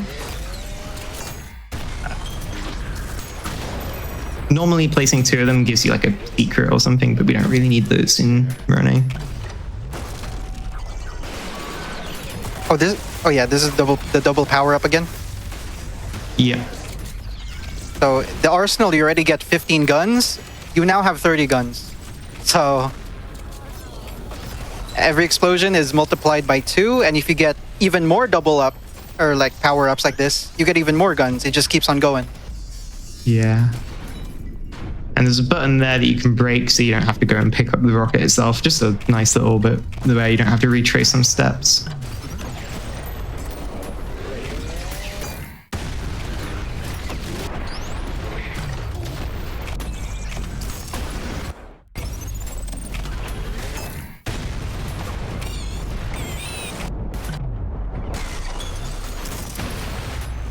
Awesome. And onto the final level of Wrath. This boss gives us a decent amount of setup time, so we use that time to place a bunch of rockets down, and then we'll hammer boost them into the weak point on top of it. Yeah. Nicely done. And we can attack. Okay, yeah. He's going to do a different version. Oh, unfortunate. This boss became a bit more annoying since revamp because of this new phase and it being given extra health, but thankfully there's been some kills that have been made that make it a lot more consistent. All right. On to Heresy. So Heresy has a couple of trigger skips. This is a very long level, but okay, just set up the start. Just have to redo that, no problem. And you're gonna see here, this is a very red level. A very hellish themed level. And you can see here Dentist is going to use the conductor to chain lightning with the nails and the saws to kill every enemy in this area, followed by a nuke into a hammer. So this game has shotguns, and the shotguns have alternate versions. And instead of a regular shotgun, like you see here, you have what looks like a sledgehammer. We call it a pump action shot, or sorry, a jackhammer. Yeah. I'd also like to quickly mention we just skipped that last lava room by using an environmental skip again. Yep. It's just past the trigger. Spawn you past the trigger, so you don't have to deal with that encounter. And then you can see in this final area that Dentist is going to set up these saws and dead coins to kill the hideous masses instantly. And then just deal with the rest of the enemies with some saws, a nuke, and an SRS boost, which is an insta-kill for Cerberus, and deals a lot of damage. And similar to Gluttony, we're going to move on to 6-2, which is the Gabriel boss level for Act 2. And Dentist is going to set up a pretty much the same dead coin setup, punching it 3 times. Oops. Oopsies. No problem. He's just going to go for normal. Yeah. He's going to go for coin punching because you can juggle coins on top of enemies, and every time it hits an enemy, you get more damage. It is tricky sometimes, and it's annoying, but it's just a little bit of time loss. Bit of the safety. the run. Right. So now on violence, the most recent layer of the game, and it's a very Recent is white themed. 2 years ago. Yeah, but it's technically the most recent layer.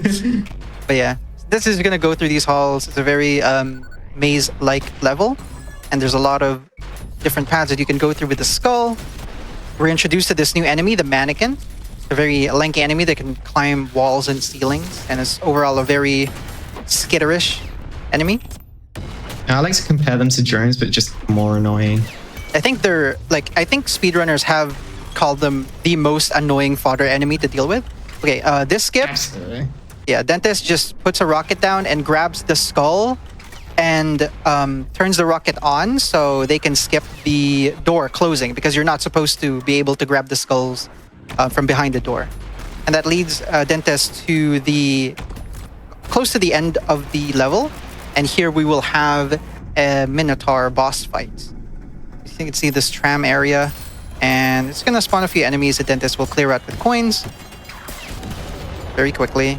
And I think Dentist is gonna try for the insta-kill called Spike. Yeah. So enemy Gibbs have -1 billion health, and Screwdriver picks up the health of enemies that it's pierced. So that underflows and ends up becoming a massive number, and you just deal literally billions of damage. It is the most amount of damage you can deal in the game. Yeah, it is ridiculous. Otherwise, it would have been a more complicated insta-kill setup. Yeah. That alone has saved like a bunch of time on this level. Definitely. Okay. So 7-2, we're moving on to another big area in the violence layer again. This one introduces the those whiplash points where you whiplash into a yellow ball and it acts as a button. And we're also introduced to the Gutterman, which we're just gonna say hi to and leave. Dentist is gonna break that little area there to grab the red skull. And it's a very annoying pedestal because it's like guarded by these cages, but he gets it just fine. Puts electricity basically on the tram to speed it up. Before this wasn't a feature, but people were like, what if we add this as a suggestion where we can hook the tram up with a cable from one of our weapons to make it go faster? And Hakita, the developer, was like, yeah, sure. Yeah, we skipped over that checkpoint there because we grabbed one earlier, so it allows us to quickly teleport back to where we need to blow up this bomb. Yep. Just saves a lot of time. Don't have to retrace any steps. Okay, there we go. And more trigger skips in this final arena. Otherwise, this would take time because there are multiple waves of enemies in this final arena. 104. There is a secret path as well, but that's a bit slow because you have to go round and... You have to go through the maze in a specific way, basically. Yeah. Okay, in 7-3. Oh, is this just going to be the...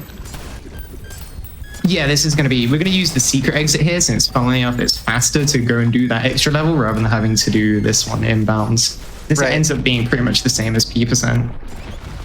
Oh, yeah, okay. I forgot if that included the first tree. Okay. Hopefully we don't get the soft block. I know I've jinxed it by saying that, haven't I? Nothing bad happens in 7S. Okay, cool. Okay, so this is the first time I think in the run where we see a secret level. These almost every layer has a secret level, and these secret levels have like different gimmicks. In this case, 7S is a level where you're supposed to clean up after your mess, because traditionally players will kill enemies here, and the enemies will leave bloodstains on the luscious white walls of the level, and you have to clean it up with cleaning tools that the game provides for you. Like this one, like it's a vacuum for enemy for enemy corpses. Yes. Suddenly power wash them. Yeah, exactly. Yeah. That's exactly the yeah, a lot of the secret levels are references to other games. It's really nice to just see that. Now we get to fight the Earth Mover boss fight in 7-4, and this is the last level in the run. And Dentist is going to find a hole in the map geometry into this idol arena, where you just punch these idols. And if we didn't mention it, the idols give enemies immunity to all damage, basically, so you have to destroy them. And in this level, it's just used as a barrier to enter the boss room, which is through these lasers, through these whiplash points, and it's a giant brain. Yeah. This is Giant Brain with lasers that we just insta-kill with everything in our arsenal, and we go back to this checkpoint, so we exit the boss faster. And time will be in a moment once we land on this platform. Yep. Now. And that's time. GG! Holy moly! That was so fast. Hard to get a breath in. Goodness, Yeah. I had to keep my mic muted for pretty much the entire run, because if I had left it unmuted, you would have heard my jaw hitting my desk every 5 seconds.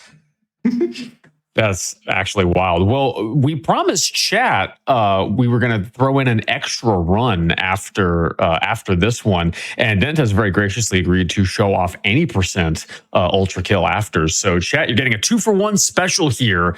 So Dentis, if you're ready, we can go ahead and cue that up, and we can get this bad boy started. Oh, wait, that was a 17:18 in-game time, which is like 17 seconds behind record. Oh, wow. Really? Holy moly. It's also second place. You say it's not a second place run here live on Hotfix, chat. That's actually wild. Incredible. That's right. Well done. That's incredible, yeah. Well, yeah, if you want to give Dentist another countdown, and we can get any percent rolling with this one. Right. I can handle this countdown. All right. Let's start in 5, 4, 3, 2, 1. Let's go. Good okay. luck. So since we have no idea, we have no idea that this was happening, so we didn't really plan for an any percent commentary. So we'll just wing it. Yeah. If you had trouble keeping up last time, you're not going to have much luck this time, since we're skipping over most of the levels now. Yeah, any percent is significantly faster than Inbound when it comes to levels, because we're ignoring any restrictions whatsoever, and we're just finding holes in maps and going through them. Half-Life 2 had the up-dog skip. We have up-door skip. What's up-door? No one knows. No one knows. But yeah, there's a lot of the skips that Hakita has like allowed into the game, because he knows that speedrunners use it, so it's a known and allowed tech. 0-3 is going to be the same thing, basically, because it's pretty straightforward anyway. Dentas uses this kill strat with the coins and the rail cannon, and the boss disappears into a fine red mist. And we go into 0-4. Some of these levels have basically the same routes, just because they're like straight lines to the exit, so there's no reason to go out of bounds. The only difference may just be like skipping triggers to avoid enemy encounters by going out of bounds. So yeah, other stuff that is more typical in any percent is using ultra boosts, which are using your core eject, which is just like a grenade that you launch into enemies, and using a rail cannon variant, the malicious rail cannon, to fire a beam into the core to make an even bigger explosion. That's how that works. You're gonna see it here in this exit. Didn't that one used to be originally a glitch, but then ended up becoming a feature, like a lot of things in this game? Do you want to mention the fan favorite glitch turn? Oh, dead coins? No, the that one. I forget about that one.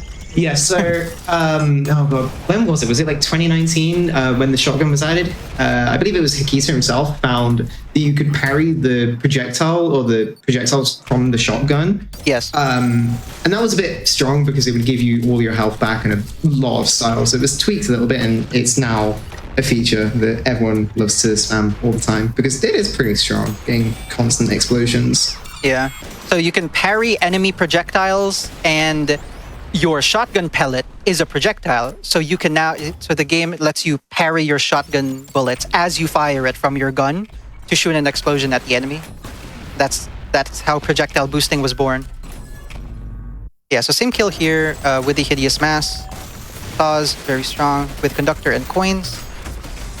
And that blue laser shot is a railgun variant called the electric railgun, where it shoots a very strong laser that connects to coins, and when it connects to coins, it deals more damage, and coins chain into other coins, so you can like hit an enemy multiple times with the same railgun shot. Oops. Oh, unfortunate. Messed up the kill. Have to wait for a coin to regenerate. Yep. Yeah, you get 4 coins, and they regenerate every 4 seconds. Sometimes it happens in a bit of time loss, but it's fine. The boss is very weak. 2-1 is more the same because it's an open skybox. Right?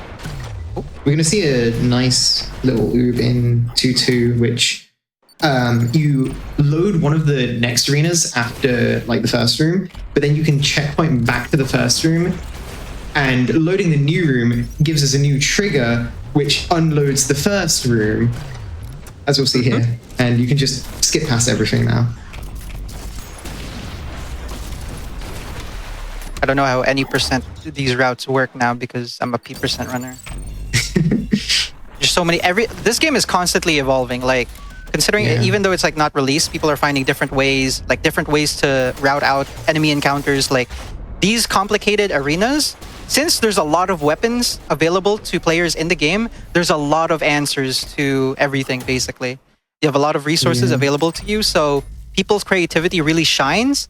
And the game, because this game, oh sorry, before I waffle, there's also a door skip here that lets you oob out of the tunnel. So instead of going through the tunnel, you just go out of bounds into this checkpoint, just to make it a little bit faster.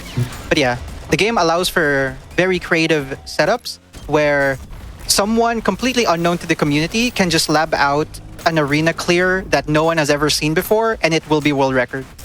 A lot of levels have gotten world records similarly, and someone can just like come out of nowhere with a 10-second time save on a level, and we would have no idea. Yeah, there's just so much creativity involved in these routes. And 3-1 is an out-of-bounds skip into the final arena, and most final arenas cannot be skipped. You have to activate the door, and the end route is the exact same as every other subcategory. Although sometimes in any percent inbounds you get to a checkpoint, you have more resources to spend. But usually they're going to be the same. Yeah. So I suppose what what Dentist just did was using the non-convex geometry of some of the walls. They don't handle the rocket collisions correctly, and you can sort of embed them in the wall, and then you can place another one out of bounds, and then use the whiplash to mount yourself on the second out of bound rocket. Those became a bit more prevalent after the revamp, but they're not like extremely common. Yeah. There's usually faster things available. And also, Enra, could you explain that why Dentist is on violent difficulty? I think for inbounds it was harmless, right? No, inbounds was violent as well. Okay. Typically, like most things are run on violent because we prefer the faster enemies since they usually like come to us faster and it's easier to deal with them. Can clear rooms faster. But the reason we don't use brutal is sometimes the enemy AI can be annoying. Bosses have like 50% more health, and it's just a lot more annoying to deal with. Harmless does have its benefits of like extra health and faster stamina regen, but since the enemies are just so slow, it's usually time loss. Yeah, because a lot of the routes depend on predictable enemy AI, and sometimes that varies drastically depending on the difficulty that the run is on. So sometimes harmless can be very slow, even though you get the benefits from the extra health and stamina. So same room clear here in 4-3, just skip the earlier half of this level. With the soap as well. Older intentional oobs, wasn't it? Yep. I forgot what it was called. There was quite a few added with revamp as well. Filth clip. There used to be a thing where the filth could push you out of bounds, but then that got patched, so a little hole was added in the roof.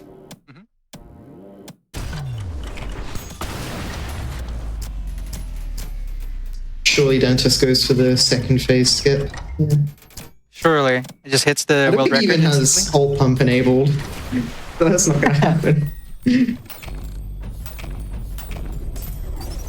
Yep.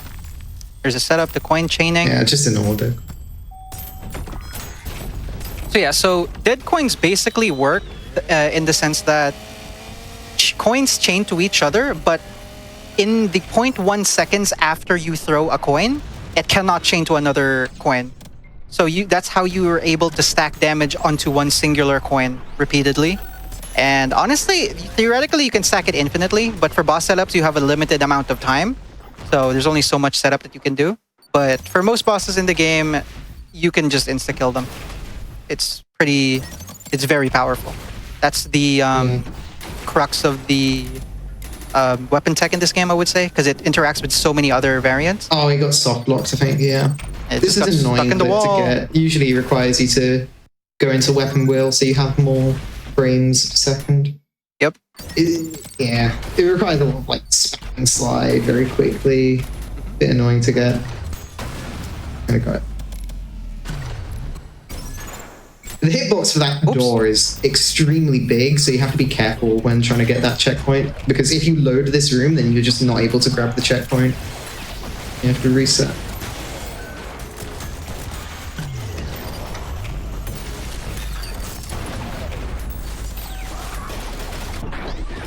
Goodbye, Sentry. 5-2 route is the exact same as well, since, you know, I mean, open areas is kind of, it's like, it's There's still one slight inbound, difference. I suppose, but like it's an open area, so.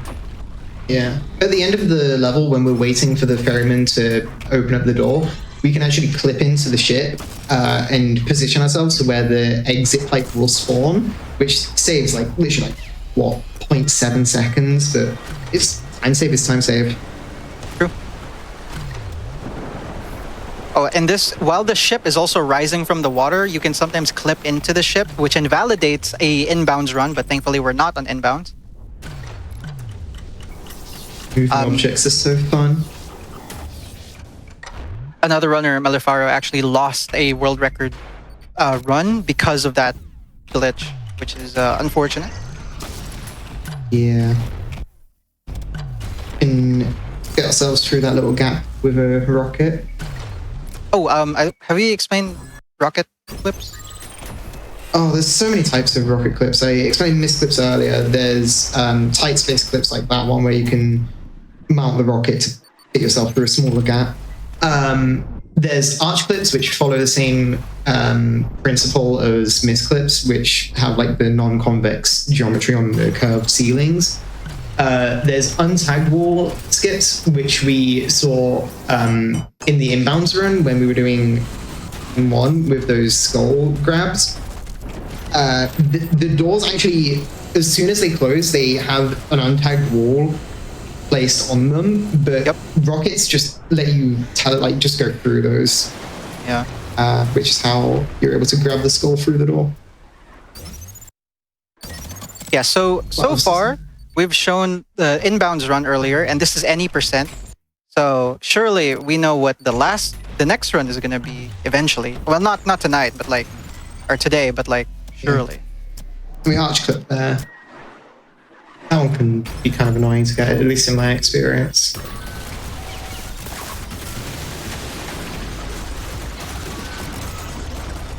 Yeah, so the one rocket launcher variant spits out the oil.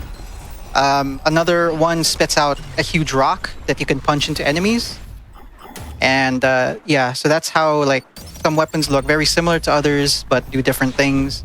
There's a lot of weapons in this game. Like, it's very overwhelming at first, but once you get the hang of it, it's really, you're like playing piano on your keyboard while playing this game. Break you apart. Slay the core of your profane form across the stars. Oh, here we even after so much time playing this game, I still don't think I've got a mastery over half of the things. There's just so much to do. Nice. Dente's got the coin set up. Accidentally uses the malicious railgun for an explosion, but it's fine. That's anybody would be happy with this time. Yeah. Oh, also, you see it from time to time, but in the end screen of levels, you can see the best times of people in your Steam friends list. So the game does actively promote speedrunning its levels in any % and P%. So you There's can race with your friends. just here in the void that teleports you here. This took us years to find it. It just saves 10 seconds. We're all blind, I guess, but like that's the thing with this game. There'll always just be something random that appears, and you can just save a whole load of time. Oops. Oh, I missed the spike. Just gonna have to go for a normal kill. Yeah. So this guy's pretty fun. It's a Minotaur that you fight on a tram. And you're in a very limited area, and he sometimes spits acid on one of the tram spots, so you're gonna have to fight him normally. Oh, please. Oh god. Nice. Don't die to the floor. Okay. Nice. I think I've had that happen once where I got like knocked into the wall and they still have like the damage hitbox and I lost a run to that. Yeah. For most runners, like there's a lot of chokeable parts in Violence.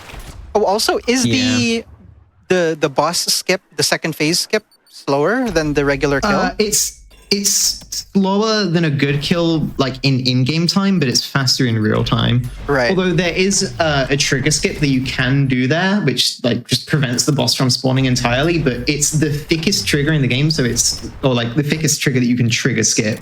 It's pretty much the size of the rocket, so it's not full game viable. Yeah. Great, and now Dentist is trying to do this arch clip, where you try to mount the rocket at a certain angle and you just clip out of bounds like that. There's a lot of out of bounds tech with these finicky rockets, and it's been part of many discussions and many a controversy. Oh god. They do a lot of things, but I like them. Ooh, you get to see the alt pump shotgun. You rarely see that in Hell yeah. the run so far. Yeah. Oh, didn't hit the trigger. Yeah. I don't think we mentioned it exactly, but the gimmick in 7.3 is that enemies in fight, and we specifically shoot that gutter tank so it starts targeting us rather than trying to kill other enemies. We're back to the Power Wash Simulator level, and we're gonna... We don't even have to spawn any of the enemies this time. Yep. And we can grab that skull through the podium because the grabbing hitbox is a little larger than the podium, or the cage that it's in. And again, another frame zero exit. Save a little bit of time. And now we're in 7.4. This one gets quite messy with a lot of oobs in this level. Yep, you can see the checkpoints persist despite the level not being loaded in yet.